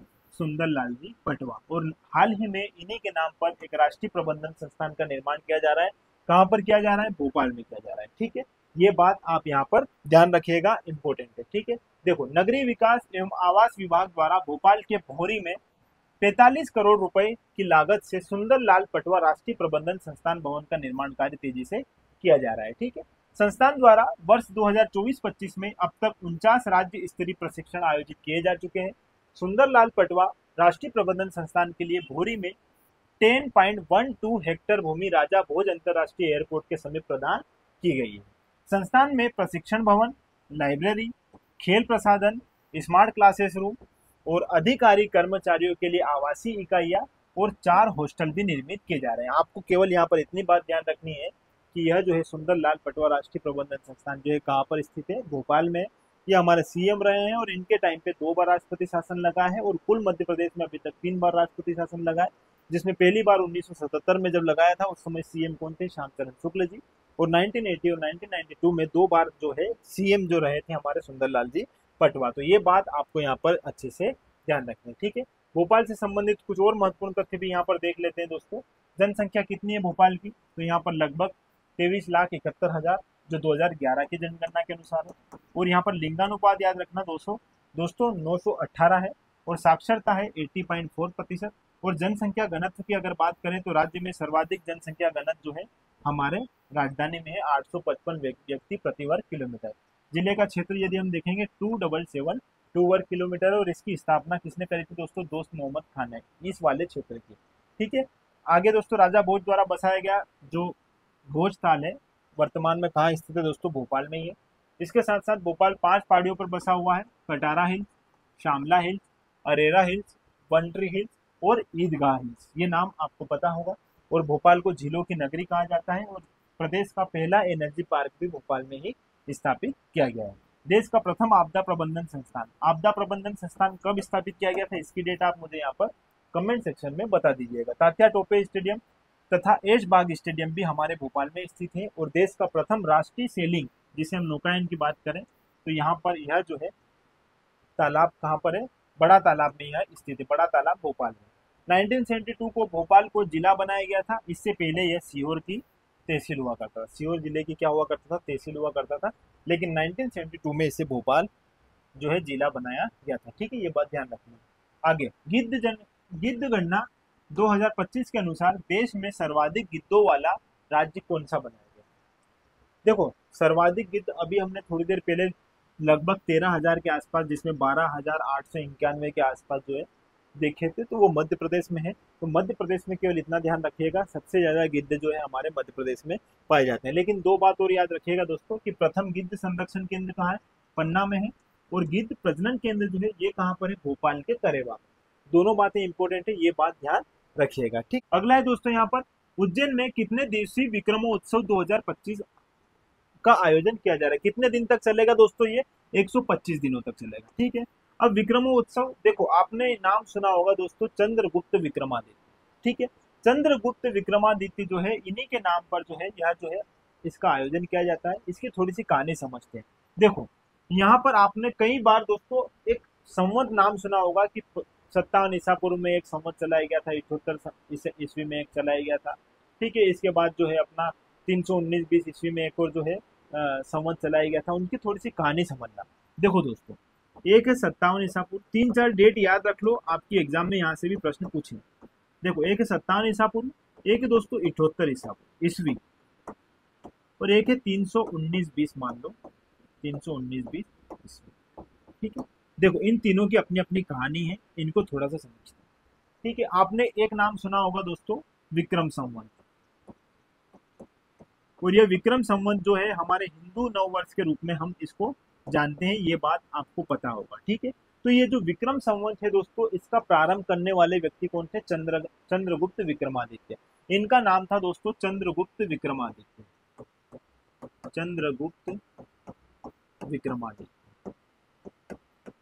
और इन्होंने उज्जैन से जो है, इन्होंने उज्जैन क्षेत्र से जो है अपना शासन संचालित किया था। ठीक है, इसीलिए जो है विक्रम नगरी, विक्रमादित्य, ये सारी बातें इन्हीं को ध्यान में रखकर की जाती है। और दोस्तों विक्रमादित्य की उपाधि हर कोई नहीं लेता था। विक्रमादित्य की उपाधि वही व्यक्ति लेता था जो विदेशियों को पराजित करता था। उस समय जो विदेशी आक्रमण हुआ करते थे, उन विदेशियों को जो परास्त करता था, वही विक्रमादित्य की उपाधि धारण करता था। तो यहाँ पर आप 57 ईसा पूर्व जो है यह हमारा विक्रम संवत जो है इसी वर्ष जो है प्रारंभ किया गया था। ठीक है, और विक्रम संवत को हिंदू धर्मों के अनुसार जो है, हिंदू धर्म में हम इसको नव वर्ष के रूप में जानते हैं। दोस्तों हमारे जितने भी माह है, जैसे हम हिंदी में जो माह बोलते हैं चैत्र वैशाख वाले, ये सारे माह जो है इसी पंचांग पर या विक्रम संवत के अनुसार ही जो है इसको माना जाता है। ठीक है, न केवल ये ऐसे ही नहीं बताया गया है दोस्तों, वैज्ञानिक रूप से भी इसकी जो है पुष्टि हुई है। इस बात को आप ध्यान में रखिएगा कि ऐसे ही नहीं बता दिया है कि ये जितने माह है ग्रहों के रूप पर जो है इनका नाम रखा गया है, लेकिन इसके पीछे वैज्ञानिकों ने भी रिसर्च किया है, तो वो सारी बातें पूर्णतः उसकी पुष्टि हुई है। तो ये बात आप हल्के में मत लीजिएगा। इसके साथ साथ दोस्तों 57 ईसा पूर्व जो है यही जो है, इसको थोड़ा सा अगर आप समझोगे, जैसे आज हमें पूछता है कि कौन सा विक्रम संवत चल रहा है, तो हमें समझ में नहीं आता है। तो आपको केवल करना क्या है कि वर्तमान में जो ईस्वी चल रही है, जैसे वर्तमान में कौन सी ईस्वी चल रही है, अपना 2025 चल रहा है। ठीक है, तो इस ईस्वी में प्लस कर देना है कितना आपको दोस्तों, 57। क्यों? क्योंकि ये ईसा पूर्व था, ईसा के जन्म से पहले की कहानी थी, मतलब 57 साल पहले की बात है। तो यहाँ पर 57 आप जोड़ दोगे, तो यदि आप इसको टोटल करोगे तो 7 और 5 12 का 2, हंसी लाया 1, और 5 और 2 7 और 1 8, और ये 2082। तो अभी कौन सा विक्रम संवत चल रहा है दोस्तों, 2082। ये बात आप ध्यान रखिएगा। इस प्रकार भी आप कभी कंफ्यूजन हो जाए तो कभी प्रश्न कभी न कभी ऐसा पूछ ले, तो आप इस प्रकार से इस आंसर तक पहुंच सकते हो, ये ध्यान रखिएगा। इसी प्रकार फिर दोस्तों थोड़े समय बाद एक व्यक्ति फिर आता है 78 ईस्वी में, और उसका नाम था कनिष्क। तो कनिष्क कुषाण वंश का शासक था, और इसने भी शकों को पराजित किया था, और शकों को पराजित करने के बाद इसने एक संवत चलाया था दोस्तों, शक संवत। इस शक संवत को जो है हमारी भारत सरकार ने भी इसे मान्यता दी है दोस्तों, राष्ट्रीय जो है पंचांग के रूप में इसको मान्यता प्रदान है। तो यहाँ पर शक संवत जो है किसके द्वारा प्रारंभ किया गया है, ये याद रखना, कनिष्क, कुषाण शासक कनिष्क द्वारा। एक बात ये याद रखना। फिर 319-20 में एक और संवत होता है दोस्तों, जिसका नाम है गुप्त संवत। ये नाम भी याद रखना, गुप्त संवत। तो जो गुप्त संवत जो है इसको जो है शुरू करने वाला व्यक्ति था चंद्रगुप्त प्रथम, चंद्रगुप्त प्रथम। तो इस प्रकार आपको यदि यहाँ से भी कहीं ना कहीं इस प्रकार से प्रश्न बने तो ये सारी बातें भी ध्यान रखिएगा। और यहाँ पर उज्जैन में अभी विक्रमोत्सव हो रहा है, ये 125 दिवसीय विक्रमोत्सव रहेगा। ठीक है, ध्यान रखिएगा ये बात भी आप यहाँ पर। चलो ठीक है, इसके बारे में जानकारी है कि यह 26 फरवरी से जो है शाम 7 बजे से दशहरा मैदान में इसका प्रारंभ किया जाएगा। ठीक है, चलो देखो यहाँ पर इसमें बहुत सारी बातें लिखी, इससे समझ में आएगा। विक्रमादित्य, उनके युग, भारत उत्कर्ष, नव जागरण और भारत विद्या पर एकाग्र। ठीक है, ये सारी चीजें जो है इसके थीम है, इसके आधार पर जो है इसको इसमें ये चलेगी सारी बातें। चलो आगे। 21 फरवरी 2025 को मध्य प्रदेश के किस हवाई अड्डे को पब्लिक एरोड्रम के रूप में लाइसेंस प्रदान किया गया है? तो ये दतिया को किया गया है। ठीक है, ये बात ध्यान रखिएगा। आगे दोस्तों ये यहाँ पर बना हुआ है एयरपोर्ट, इसको देखिए दतिया एयरपोर्ट। ठीक है, चलो हाल ही में वित्त मंत्री जगदीश जी देवड़ा ने कहा 3 दिवसीय भोजपुर महादेव महोत्सव का आयोजन किया है? तो दोस्तों ये किया है इन्होंने रायसेन में, ये बात ध्यान रखिएगा। आगे, मध्य प्रदेश महिला एवं बाल विकास मंत्री निर्मला भूरिया ने किन 2 नदियों के संगम पर स्थित श्रृंगेश्वर धाम को धार्मिक पर्यटन के रूप में विकसित करने की घोषणा की है? तो इन्होंने माही और मधुकन्या इन दोनों नदी को धार्मिक पर्यटन के रूप में विकसित करने की बात कही है। ठीक है, चलो गढ़ाकोटा का रहस्य मेला 2025, इसका आयोजन कहाँ किया जा रहा है? यह मेला किस शासक के राज्यारोहण की स्मृति में मनाया जाता है? तो दोस्तों ये है राजा मर्दन सिंह जूदेव की जो है राज्यारोहण की स्मृति में मनाया जाता है गढ़ाकोटा का रहस्य मेला। ठीक है, इसको भी ध्यान रखिएगा। मध्य प्रदेश के किस शहर में प्रदेश का पहला प्रिंटेड सर्किट बोर्ड क्लस्टर स्थापित किया जा रहा है? तो ये ग्वालियर में किया जा रहा है। इसके बारे में थोड़ा सा यहाँ पर देख लीजिएगा दोस्तों। प्रिंटेड सर्किट बोर्ड क्लस्टर जो है यह प्रदेश का पहला जो है प्रिंटेड सर्किट बोर्ड क्लस्टर होगा, जो ग्वालियर में स्थापित किया जाएगा 2025 में। इसमें निवेश राशि है दोस्तों 1200 करोड़ और यहाँ पर भूमि जो है आवंटित की गई है 75 एकड़। ठीक है, ये ध्यान रखेगा। एमओयू पर हस्ताक्षर हुए हैं दोस्तों मध्य प्रदेश सरकार और electronics industry association of India. ठीक है, एलिसिना के बीच, इन दोनों के मध्य ये समझौता हुआ है, इसको ध्यान रखेगा। हाल ही में डॉक्टर मोहन यादव ने कहा अंतरराष्ट्रीय शहीद Chandrashekhar Azad hockey astroturf stadium का लोकार्पण किया है? दोस्तों तो ये हुआ है बालाघाट में। ठीक है, क्या हुआ यहाँ पर? अंतरराष्ट्रीय शहीद Chandrashekhar Azad hockey astroturf stadium. दोस्तों टर्फ तो आपने सुना होगा, जिसमें हम क्रिकेट खेलने जाते हैं। आप लोग जाते होंगे अपने दोस्तों के साथ कहीं, आपने जैसे बड़े शहर में आपने देखा होगा छतों पर ऐसा टर्फ बना दिया जाता है, जहाँ जाओ बॉल भी कहीं जाएगी नहीं, आपकी टीम ले जाओ, 4-8 जने जाओ, खेल के आओ। ठीक है, देखा होगा। तो इसी प्रकार का एक बड़ा टर्फ के रूप में अगर हम देखेंगे तो यह जो है अंतरराष्ट्रीय शहीद चंद्रशेखर आजाद हॉकी एस्ट्रोटर्फ के नाम से जो है इस स्टेडियम का लोकार्पण कहाँ किया जा रहा है? बालाघाट में किया जाएगा। ये बात ध्यान रखना इंपॉर्टेंट है। ठीक है, देखो इसमें दोस्तों स्थान है बालाघाट और यह जो है 1 मार्च 2025 को इसका जो है लोकार्पण किया गया है। किसके द्वारा?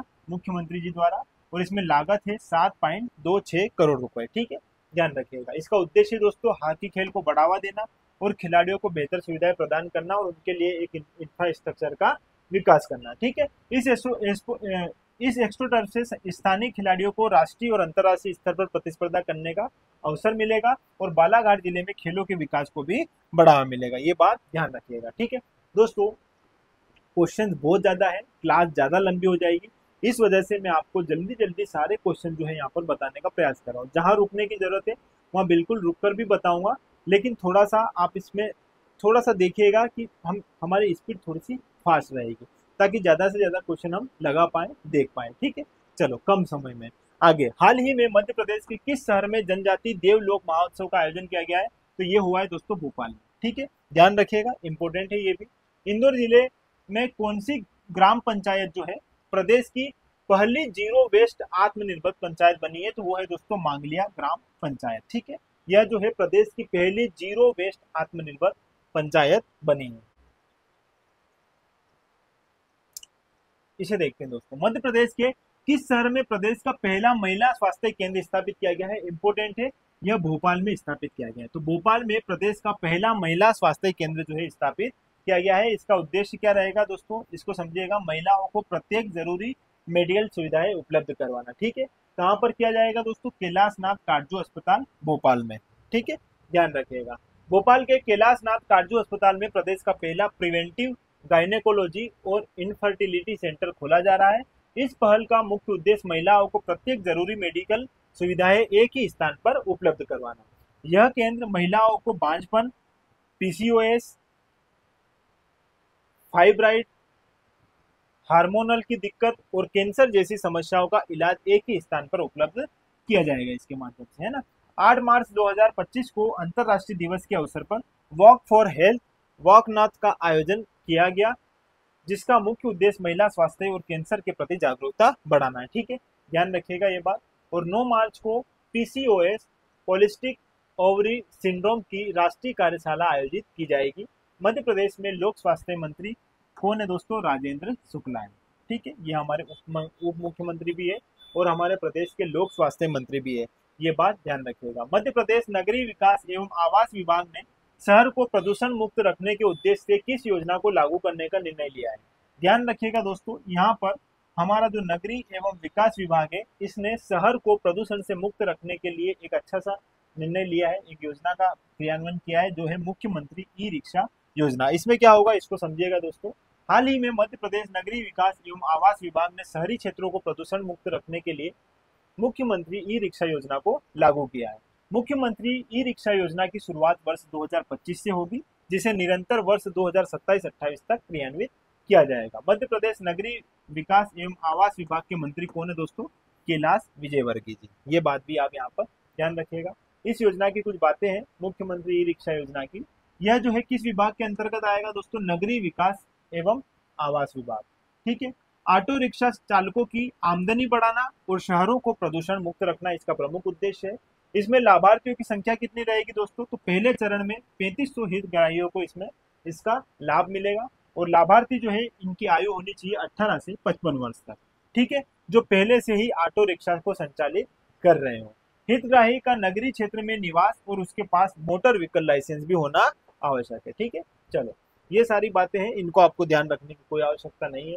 आगे दोस्तों, हाल ही में मध्य प्रदेश से किसे केंद्रीय पंचायती राज मंत्रालय द्वारा सशक्त पंचायत नेत्री पुरस्कार से सम्मानित किया गया है? तो ये है दोस्तों श्रीमती अर्चना सिंह, इनका नाम आप यहाँ पर ध्यान रखिएगा। हाल ही में किस राज्य सरकार ने देश में पहली बार धर्मांतरण के बाद दुराचार करने पर फांसी की सजा देने की घोषणा की है? तो ये हमारी मध्य प्रदेश सरकार ने की है। ठीक है, ऐसा जो है ये पहली बार ऐसा नियम लाने वाली जो है हमारी मध्य प्रदेश की सरकार है। इसके बारे में थोड़ा सा देख लेते हैं दोस्तों। 8 मार्च को मनाया जाता है अंतर्राष्ट्रीय महिला दिवस, और इसी अंतर्राष्ट्रीय महिला दिवस के अवसर पर मध्य प्रदेश के मुख्यमंत्री डॉक्टर मोहन यादव जी द्वारा पहली बार धर्मांतरण के बाद दुराचार पर फांसी की सजा का प्रावधान करने की घोषणा की गई है। इस प्रावधान को लागू करने वाला हमारा मध्य प्रदेश पहला राज्य है और मध्य प्रदेश में धार्मिक स्वतंत्रता अधिनियम 2021 लागू है दोस्तों। अभी वर्तमान में ये लागू है, लेकिन पहली बार लागू हुआ था 1968 में, ये बात ध्यान रखना। और अभी इसका स्थान लिया है 2021 वाले ने। ठीक है, जिसने 1 से 10 वर्ष तक की सजा और अच्छा इसमें क्या है दोस्तों, 1 से 10 वर्ष की जो है सजा है। ठीक है, और 25,000 तक का इसमें जुर्माना भी है। दोनों बात ध्यान रखिएगा। अब राज्य सरकार इसमें संशोधन करके इसे लागू करेगी और वर्तमान में देश में धर्मांतरण विरोधी कानून जो है देश के अभी भी 10 राज्यों में ये लागू है। ठीक है, हाल ही में मध्य प्रदेश की कौन सी मंडी देश की पहली आदर्श मंडी बनी है? तो ये बनी हमारी चोइथराम मंडी इंदौर। चोइथराम मंडी इंदौर जो है देश की पहली जो है क्या बन चुकी है? आदर्श मंडी बन चुकी है। और इसका वर्तमान में जो है नाम क्या कर दिया दोस्तों? देवी अहिल्याबाई होलकर फल व सब्जी मंडी। ये ध्यान रखिएगा, इसका नाम ये परिवर्तित किया गया है। और इसमें जो है दोस्तों पॉलीथीन वाली जो थैलियां रहती है ये पूर्णतः प्रतिबंधित है, किसी प्रकार की पॉलीथीन वाली थैलियां नहीं दी जाती है। और यहाँ पर जो मंडी क्षेत्र में ही एक थैला एटीएम लगाया गया है, जिसमें ग्राहक पैसे डालकर थैला प्राप्त कर सकते हैं। ठीक है, ये भी सही है। चलो, वर्तमान में मंडी का कायाकल्प किया गया है और स्वच्छता का स्तर भी यहाँ पर बढ़ाया गया है। ठीक है, अब यह मंडी जो है कचरा मुक्त है और इसे आदर्श मॉडल का दर्जा दिया गया है। हमारे इंदौर के निगम आयुक्त है शिवम जी वर्मा, और इसके साथ साथ इन्होंने यह निर्णय भी लिया है। और इसे सशक्त बनाने के लिए स्वयंसेवी संगठन कौन सा है दोस्तों? Human matrix. ठीक है, इसका इसमें सहयोग रहा है। और मध्य प्रदेश की सबसे बड़ी फल और सब्जी मंडी यही है, चोइथराम मंडी।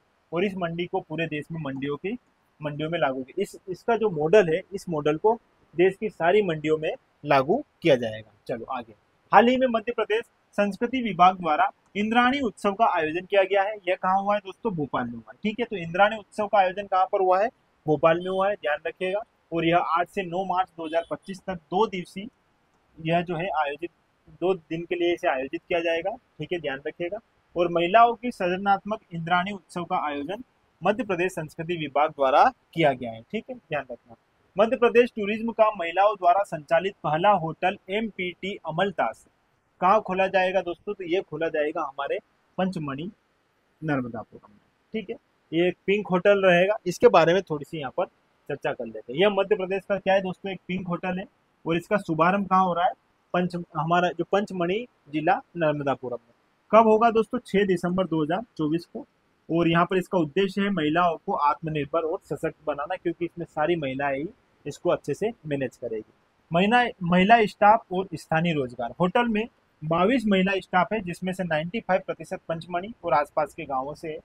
सभी पदों पर महिला कर्मचारी ही होगी, जिसमें रिसेप्शनिस्ट, कुक, वेटर, ड्राइवर, चौकीदार सभी शामिल है। होटल की प्रबंधक कौन है दोस्तों? तो ज्योति जायसवाल जो है, ये कहाँ से संबंधित है? उज्जैन से संबंधित है।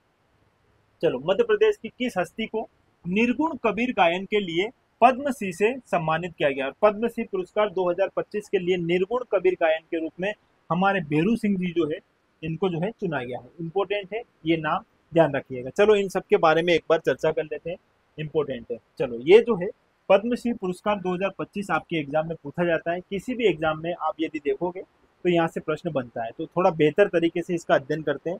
देखो दोस्तों, गणतंत्र दिवस की पूर्व संध्या 25 जनवरी 2024 को भारत सरकार द्वारा कुल 139 पद्म पुरस्कारों की घोषणा की गई थी, जिसमें 7 पद्म विभूषण, 19 पद्म भूषण और 113 पद्मश्री पुरस्कार जो है शामिल है। ठीक है, मध्य प्रदेश से कुल 5 हस्तियों को मिलेगा पद्मश्री, जिसमें बेरू सिंह चौहान, हरिचंदन सिंह भट्टी, श्री जगदीश जोशीला, श्री बुगेंद्र कुमार जैन और श्रीमती सेली होलकर। ये 5 लोग ऐसे हैं जिनको क्या है दोस्तों, क्या मिलेगा? पद्मश्री से सम्मानित किया जाएगा। ठीक है, चलो अब इनके बारे में एक बार सभी के बारे में देख लेते हैं। बेरू सिंह जी चौहान, इनको मिला है दोस्तों कला के क्षेत्र में। कला के क्षेत्र में यह पुरस्कार इनको प्रदान किया जाएगा। और संबंधित स्थान ये कहाँ से है दोस्तों? तो ये हमारे इंदौर के महू से है। और विशेष क्या है दोस्तों? ये मालवा क्षेत्र के प्रसिद्ध लोक गायक है। ठीक है, हमारे मालवा क्षेत्र के प्रसिद्ध लोक गायक है। और किस शैली में गाते हैं दोस्तों? निर्गुण कबीर गायन के रूप में भी इन्हें जाना जाता है। ठीक है, और इनकी कलाओं ने राज्य की सांस्कृतिक धरोहर को समृद्ध किया है। इंपॉर्टेंट है, आपको यहाँ पर निर्गुण कबीर गायन के रूप में इनको जानना है। ठीक है, कला से संबंधित है और इंदौर के महू से ये आते हैं। चलो, हरिचंदन सिंह भट्टी, ये भी कला से संबंधित है और इनका स्थान है उत्तराखंड, देहरादून। वर्तमान में यदि देखा जाए तो ये भारत भवन के रूपंकार विभाग के निदेशक है और मध्य प्रदेश की आदिवासी कला और संस्कृति के संवर्धन में इन्होंने महत्वपूर्ण योगदान दिया है। इन्होंने गोंड एवं भील जनजातियों की पारंपरिक चित्रकला और हस्तशिल्प को राष्ट्रीय और अंतर्राष्ट्रीय स्थान पर भी पहचान दिलाई है। ठीक है, तो इनको भी आप यहाँ पर ध्यान रखिएगा। श्री जगदीश जोशीला जी, ये साहित्य और शिक्षा से संबंधित है और कहाँ से दोस्तों? ये खरगोन से है। ठीक है, विशेष क्या है इनके बारे में? तो यह हिंदी साहित्य के प्रतिष्ठित लेखक और कवि है। और निमाड़ की अगर बात करूँ तो निमाड़ी में ये एकमात्र उपन्यासकार है और इनके प्रमुख उपन्यास क्या है? देवी श्री अहिल्याबाई, जननायक टांटिया मामा, संत सिंगा जी, राणा बख्तावर सिंह और आदि गुरु शंकराचार्य। ये भी इनके बारे में ध्यान रखना, इनके प्रमुख उपन्यास भी पूछे जा सकते हैं। श्री बुगेंद्र कुमार जैन चिकित्सा से संबंधित है दोस्तों और इन्हें ये जो है चित्रकूट सतना से संबंधित है, मेहर से। ठीक है, और विशेष यदि हम देखेंगे तो सदगुरु सेवा संघ ट्रस्ट के चित्रकूट नेत्र चिकित्सा में इन्होंने सेवा दी है और ग्रामीण क्षेत्रों में स्वास्थ्य और सेवाओं के प्रसार में इन्होंने अपना महत्वपूर्ण योगदान दिया है। अगले हैं दोस्तों श्रीमती सेली होलकर जी, ये है उद्योग और व्यापार से संबंधित और इनका मूल नाम है शालिनी देवी। इन्हें शैली नाम से जाना जाता है और संबंधित स्थान इनका भी क्या है दोस्तों? खरगोन है। और इन्होंने लोक माता अहिल्याबाई होलकर की विरासत से प्रेरित होकर 300 वर्ष पुराने महेश्वरी हथकरघा उद्योग को पुनर्जीवित किया है। इन्होंने रेहवा सोसाइटी की भी स्थापना की है और वर्ष 2003 में इन्होंने महिलाओं को सशक्त बनाने के लिए वुमन वीव चैरिटेबल ट्रस्ट की स्थापना भी की थी। तो ये सारी बातें आपको ध्यान रखना है। इन 5 लोगों को पद्मश्री से सम्मानित किया गया है जो हमारे मध्य प्रदेश के संबंधित है। अब इनका क्षेत्र पूछा जा सकता है, ये किस क्षेत्रों में इन्होंने योगदान दिया है और ये किस जिले से संबंधित है, ये भी बातें इनसे पूछी जा सकती है। तो यहाँ पर ये 2 बात आप अच्छे से ध्यान रखिएगा। केंद्र सरकार ने मध्य प्रदेश में कहा व्हाइट टाइगर ब्रीडिंग सेंटर स्थापित करने की मंजूरी दी है। दोस्तों किसकी बात कर रहा है? White tiger breeding centre. अगर मैं व्हाइट टाइगर ब्रीडिंग सेंटर की बात करूंगा तो यह जो है गोविंदगढ़ रीवा में आपको मिलेगा। ठीक है। अगर कुनो पालनपुर जाएंगे अपन, कुनो श्योपुर वाले क्षेत्र में जाएंगे तो यहाँ पर चीता सफारी मिलेगी, आपको मिलेगी यहाँ पर चीता सफारी। प्रथम चीता सफारी कहाँ मिलेगी? कुनो श्योपुर में। गोविंदगढ़ रीवा की तो बात कर ही दी है, यहाँ पर जो है व्हाइट टाइगर ब्रीडिंग सेंटर जो है स्थापित किया जाएगा। लेकिन मुकुंदपुर रीवा की अगर मैं बात करूँ तो यहाँ पर मिलेगा व्हाइट टाइगर सफारी। आपने देखा होगा दोस्तों व्हाइट टाइगर सफारी। ठीक है। और ये जो राला मंडल इंदौर है, यहाँ पर आपको मिलेगा दोस्तों लोमड़ी सफारी। ठीक है। तो ये बात आप यहाँ पर ध्यान रखना, इस प्रकार से आपसे प्रश्न पूछा जा सकता है। तो आपको ब्रीडिंग सेंटर की अगर बात करें तो ये मिलेगा आपको गोविंदगढ़ रीवा में। ठीक है। चलो आगे, मध्य प्रदेश में किस नदी पर देश का पहला धार्मिक प्रतिमाओं वाला ब्रिज बनाया जा रहा है? तो वो बनाया जा रहा है हमारी धार्मिक नदी जो है नर्मदा। ठीक है। क्षिप्रा भी है लेकिन नर्मदा पर इसे बनाया जा रहा है। सिकल सेल उन्मूलन के तहत स्क्रीनिंग में मध्य प्रदेश का देश में कौन सा स्थान प्राप्त हुआ है? मध्य प्रदेश को पहला। ठीक है। और सिकल सेल का उन्मूलन हमें कब तक करना है? वर्ष 2047 तक। एमपीपीएससी ने इस बार ये प्रश्न पूछा है। ठीक है। तो ये कुछ बातें भी जो है आप यहाँ पर देख लीजिएगा। चलो, मध्य प्रदेश के भोपाल शहर में अंतरराष्ट्रीय भारत रंग महोत्सव भारंगम का कौन सा संस्करण आयोजित किया जाएगा? दोस्तों 25वां। ठीक है। और ये आपसे सीधा पूछा जा सकता है कि अंतरराष्ट्रीय भारत रंग महोत्सव का आयोजन कहाँ पर किया जाएगा? तो ये भोपाल में किया जाएगा। ठीक है। ध्यान रखिएगा, इंपॉर्टेंट है ये बात भी। हाल ही में मुख्यमंत्री जी द्वारा किस शहर में आचार्य श्री विद्यासागर स्मृति स्थल बनाए जाने की घोषणा की है? तो यह जो है भोपाल में बनाए जाने की घोषणा इसकी की है, ये बात भी ध्यान रखिएगा। मध्य प्रदेश के किस जिले में स्थित मड़ई को मॉडल सिल्क टूरिज्म स्पॉट के रूप में विकसित किया जा रहा है? दोस्तों मड़ई जो है यह जो है नर्मदापुरम में स्थित है और यहाँ पर जो है मॉडल सिल्क टूरिज्म स्पॉट के रूप में इसे विकसित किए जाने की बात हुई है। ठीक है। अंडर 19 वुमेन वर्ल्ड कप 2025 में विकेट की हैट्रिक किसकी? दोस्तों विकेटों में हैट्रिक लेने वाली पहली भारतीय महिला खिलाड़ी कौन बनी है? तो वो बनी है हमारी वैष्णवी शर्मा, जो कहाँ से संबंधित है? ग्वालियर से संबंधित है। और किसमें इन्होंने किसके विरुद्ध? मलेशिया के विरुद्ध हैट्रिक ली है। ठीक है। ये बात भी यहाँ पर ध्यान रखना, ऐसा करने वाली ये हमारी पहली महिला है। ठीक है, देश की। मध्य प्रदेश सरकार के किस विभाग द्वारा सेफ क्लिक अभियान 2025 का प्रारंभ किया जा रहा है? देखो दोस्तों, पुलिस विभाग जो है इसके द्वारा जो है यहाँ पर सेफ क्लिक अभियान जो है प्रारंभ किया जा रहा है, ये बात ध्यान रखिएगा।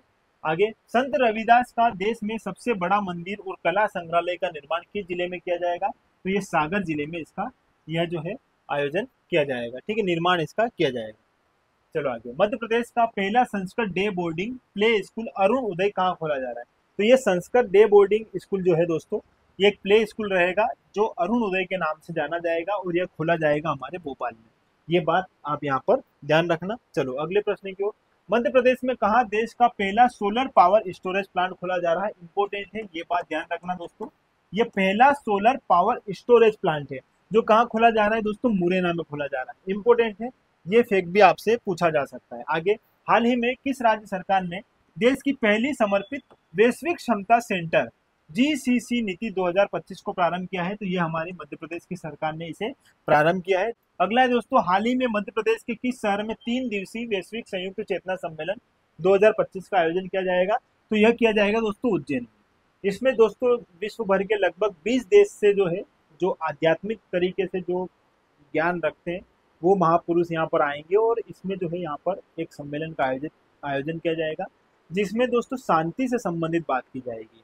अहिंसा और हिंसा जब हम देखते हैं तो उसमें दोस्तों शांति स्थापित करना है, अहिंसा के मार्ग पर चलकर, इस पर जो है विशेष जोर दिया जाएगा इस सम्मेलन में। तो ये इसका एक थीम है, इस पर आधारित जो है यहाँ पर यह 3 दिवसीय आयोजन किया जा रहा है। ठीक है, कहाँ पर? उज्जैन में। चलो, मध्य प्रदेश इलेक्ट्रिक व्हीकल नीति 2025 के अंतर्गत प्रदेश के 5 शहरों को मॉडल इलेक्ट्रिक सिटी के रूप में विकसित किया जाएगा। इसमें कौन सा शहर शामिल है?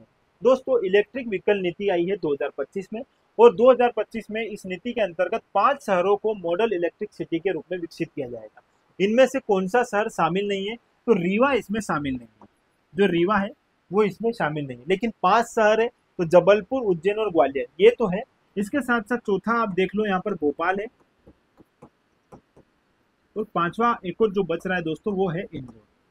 तो इन 5 शहरों को यहाँ पर क्या बनाया जाएगा दोस्तों, मॉडल इलेक्ट्रिक सिटी के रूप में विकसित किया जाएगा। ये बात भी आप यहाँ पर ध्यान रखना, इससे भी प्रश्न पूछा जा सकता है।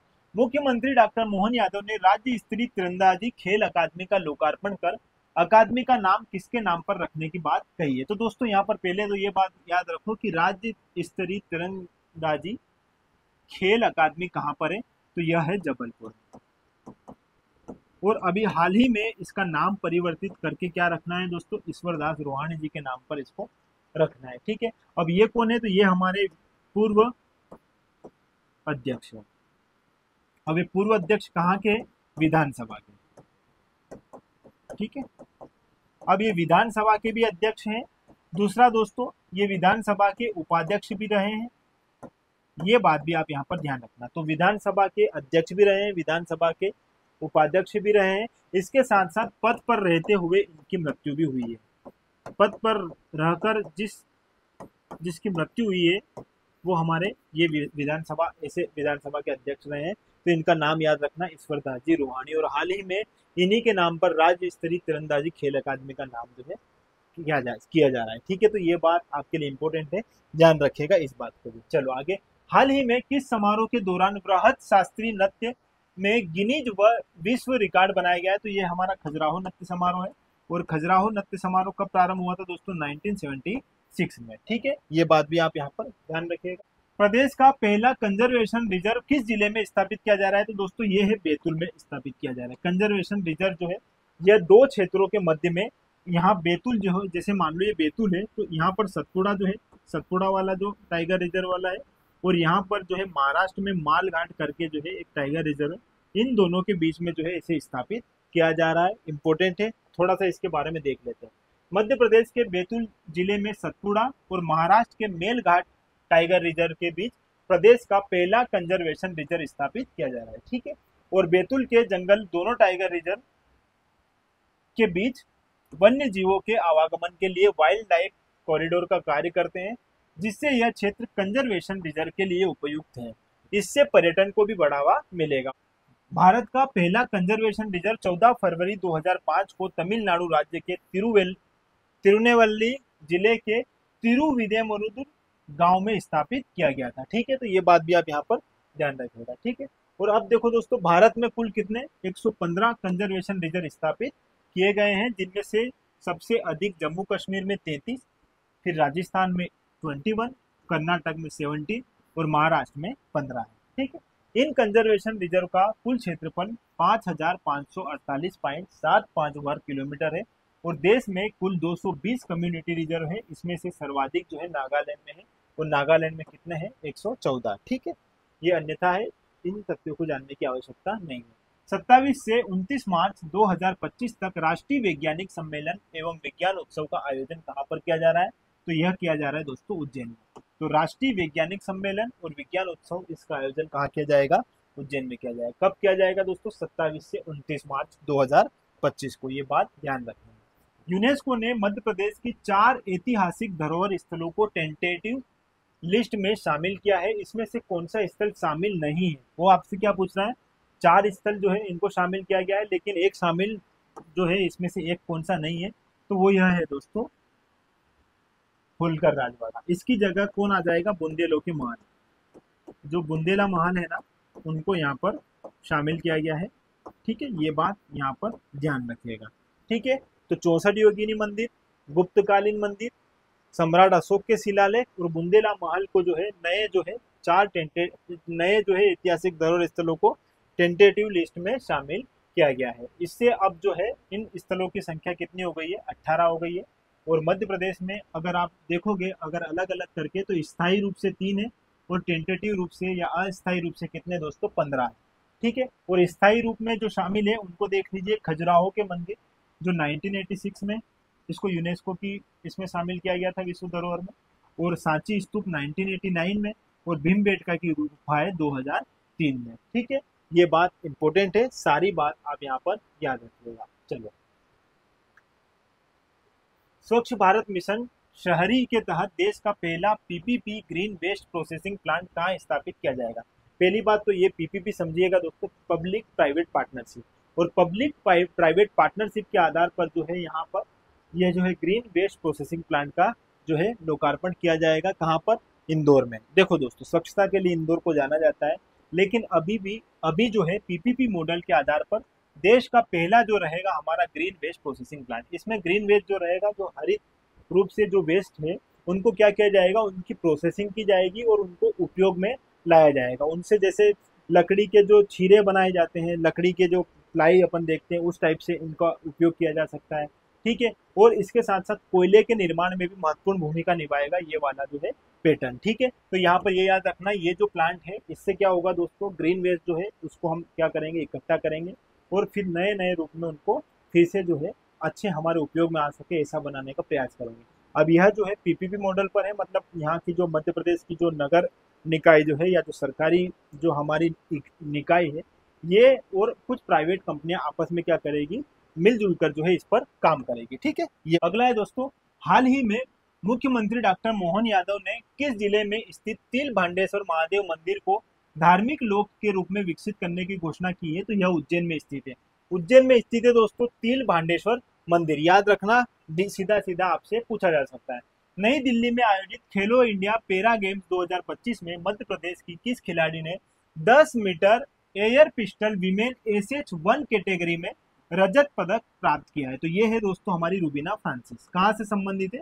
जबलपुर से संबंधित है। इनके बारे में थोड़ा सा पढ़ लेते हैं। ठीक है। क्या करती है? शूटिंग करती है। देखो दोस्तों, नई दिल्ली में आयोजित खेलो इंडिया पैरा गेम्स 2025 कहाँ पर आयोजित हुए हैं दोस्तों? नई दिल्ली में आयोजित हुए हैं। और ये मध्य प्रदेश के खिलाड़ियों ने 2 रजत पदक यहाँ पर जीते हैं, जिसमें रूबीना फ्रांसिस जो है इन्होंने 10 metre air pistol women SH1 category में रजत पदक जीता है और इनका संबंध निशानेबाजी से।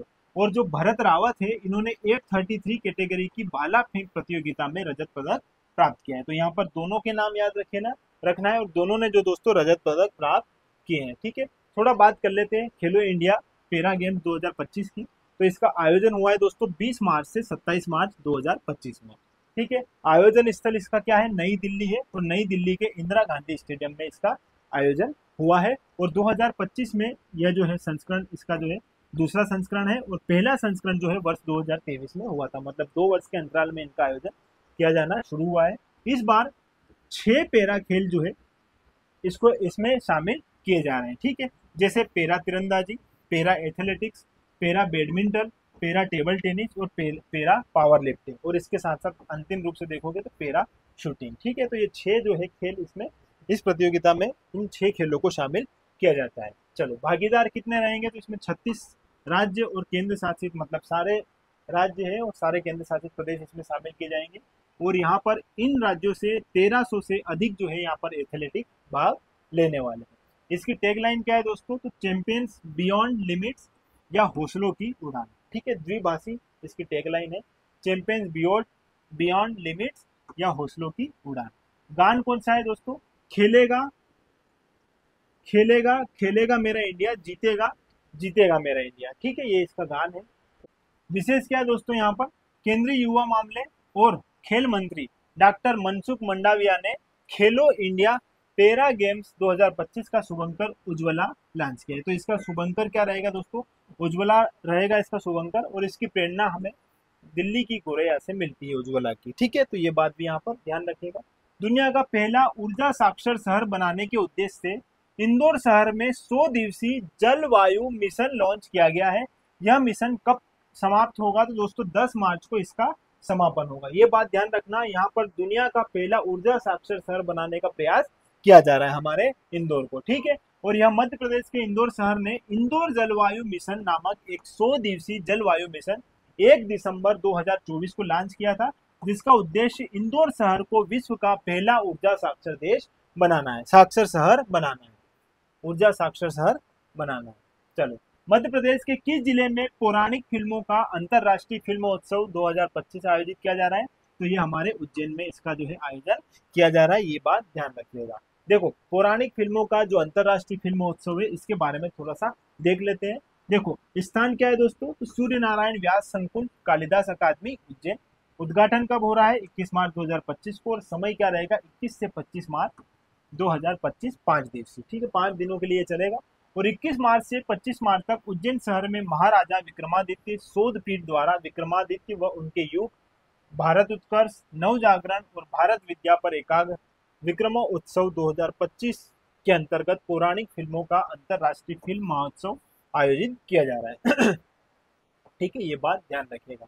हाल ही में विश्व टीबी दिवस के अवसर पर 100 दिवसीय टीबी मुक्त भारत अभियान में सर्वश्रेष्ठ प्रदर्शन करने वाला राज्य कौन सा है? तो हमारा मध्य प्रदेश है। टीबी के बारे में थोड़ा सा जान लेते हैं दोस्तों। ठीक है, देखो पहले तो ये आयोजन स्थल जो है ये नई दिल्ली में है, इसका आयोजन हुआ था और ये आयोजन की तिथि थी 24 मार्च 2025 और इसकी थीम क्या है दोस्तों? 2025 में हाँ हम टीबी को खत्म कर सकते हैं।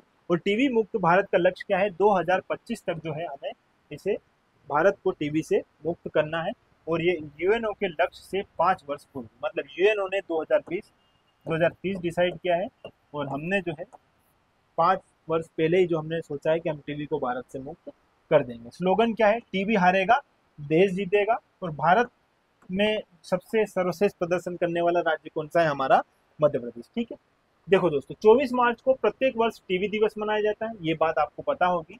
और इस अवसर पर विज्ञान भवन नई दिल्ली में एक कार्यक्रम आयोजित किया गया था। इस कार्यक्रम में केंद्रीय स्वास्थ्य एवं परिवार कल्याण मंत्री जगत प्रसाद नड्डा जेपी नड्डा जी जो है मध्य प्रदेश को 100 दिवसीय टीबी मुक्त भारत अभियान सर्वश्रेष्ठ प्रदर्शन करने वाले राज्य के रूप में सम्मानित किया है उनके द्वारा। ठीक है, ये बात ध्यान रखना। टीबी के बारे में और थोड़ा सा देख लेते दोस्तों। देखो वर्ष 2020 में इसका नाम बदलकर राष्ट्रीय टीबी उन्मूलन कार्यक्रम कर दिया गया है और 19,000 से अधिक निक्षय मित्रों ने 25,000 से अधिक टीबी मरीजों को पोषण सहायता प्रदान की है। टीबी मरीजों को आर्थिक सहायता 1 नवंबर 2024 से टीबी मरीजों को 1,000 रुपये प्रतिमाह दी जा रही है, पहले यह 500 रुपये दी जाती थी। इसका विशेष में अगर देखते हैं तो भारत में राष्ट्रीय क्षय रोग नियंत्रण कार्यक्रम 1962 से शुरू हुआ था और राष्ट्रीय क्षय रोग उन्मूलन कार्यक्रम के तहत निक्षय पोर्टल भी लॉन्च किया गया है। ठीक है, ध्यान रखिएगा ये बात भी। थोड़ा सा टीबी के बारे में हम जानते हैं दोस्तों। टीबी जो है इसको हम क्षय रोग के रूप में जानते हैं और यह एक संक्रामक रोग है। ठीक है, जो आम तौर पर किसको प्रभावित करता है दोस्तों? फेफड़ों को प्रभावित करता है। ट्यूबरक्लोरोसिस के नाम से हम इसे जानते हैं। ठीक है, अन्य नाम यक्ष्मा, तपेदिक, क्षय रोग, इन नाम से इनको जानते हैं। और इसका रॉबर्ट कोच द्वारा इसका जो है इसकी खोज हुई थी 1882 में। ठीक है, इसकी प्रकृति क्या है दोस्तों? यह बैक्टीरिया से होने वाला रोग है और टीका इसके लिए दिया जाता है बीसीसी, जिसका पूरा नाम है बेसिलस कैलमेट-गुएरिन। ठीक है, और संयुक्त राष्ट्र द्वारा टीबी को खत्म करने का लक्ष्य रखा गया है 2030 और हमने हमारा लक्ष्य रखा है 2025। दोनों बात यहाँ पर ध्यान रखना टीबी के संदर्भ में। आगे मुख्यमंत्री डॉक्टर मोहन यादव ने मध्य प्रदेश जन संपर्क विभाग का एंड्रॉइड मोबाइल ऐप कब लॉन्च किया है? तो यह 25 मार्च 2025 को लॉन्च किया गया है।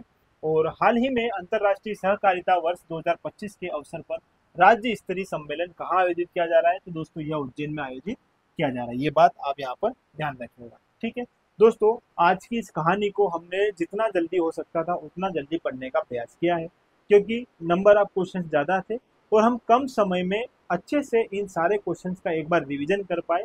इसी उद्देश्य से इस क्लास को हमने पढ़ा है। दोस्तों अगर हम स्लो करते तो ये चीज़ें ज़्यादा लंबी हो जाती, लेकिन हमारे सामने क्वेश्चन जो है ज़्यादा से ज़्यादा अगर हमारे सामने से निकलेंगे तो हमारा अच्छे से उसका रिवीजन हो जाएगा। ठीक है, तो अपकमिंग हमारी जो भी करंट अफेयर से संबंधित एग्जाम रहे जिसमें हमसे करंट अफेयर्स मध्य प्रदेश के संदर्भ में पूछा जाता है, तो इस प्रकार की क्लास से हम उनको अच्छे से कवर कर सकते हैं।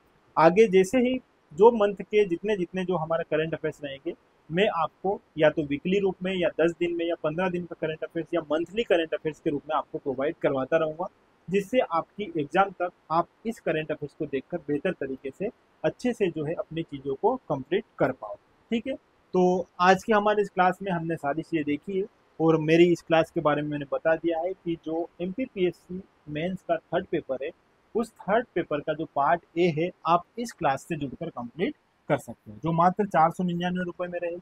अगर ज्वाइन नहीं भी करना हो तो यूट्यूब पर आप इसकी क्लास देख सकते हो। इसके साथ साथ दोस्तों ओमकार इंस्टीट्यूशन के नाम से हमारी ऐप है, इस ऐप को प्ले स्टोर से डाउनलोड कर लीजिएगा। इसमें हम आपको MPSI से संबंधित पूरा जो है मटेरियल प्रोवाइड करवाने वाले हैं। इसके साथ साथ MPPSC से संबंधित भी जितना मटेरियल प्री मेंस सारा जो है आपको वहाँ पर टेस्ट भी हुए सारे आपको वहाँ पर प्रोवाइड करवाए जाएंगे। ठीक है, तो इस प्रकार दोस्तों आगे की क्लास में फिर से मिलेंगे और अभी के लिए अलविदा। और ऐसे ही हमसे जुड़े रहिएगा। जुड़े रहने के लिए आपका बहुत बहुत धन्यवाद।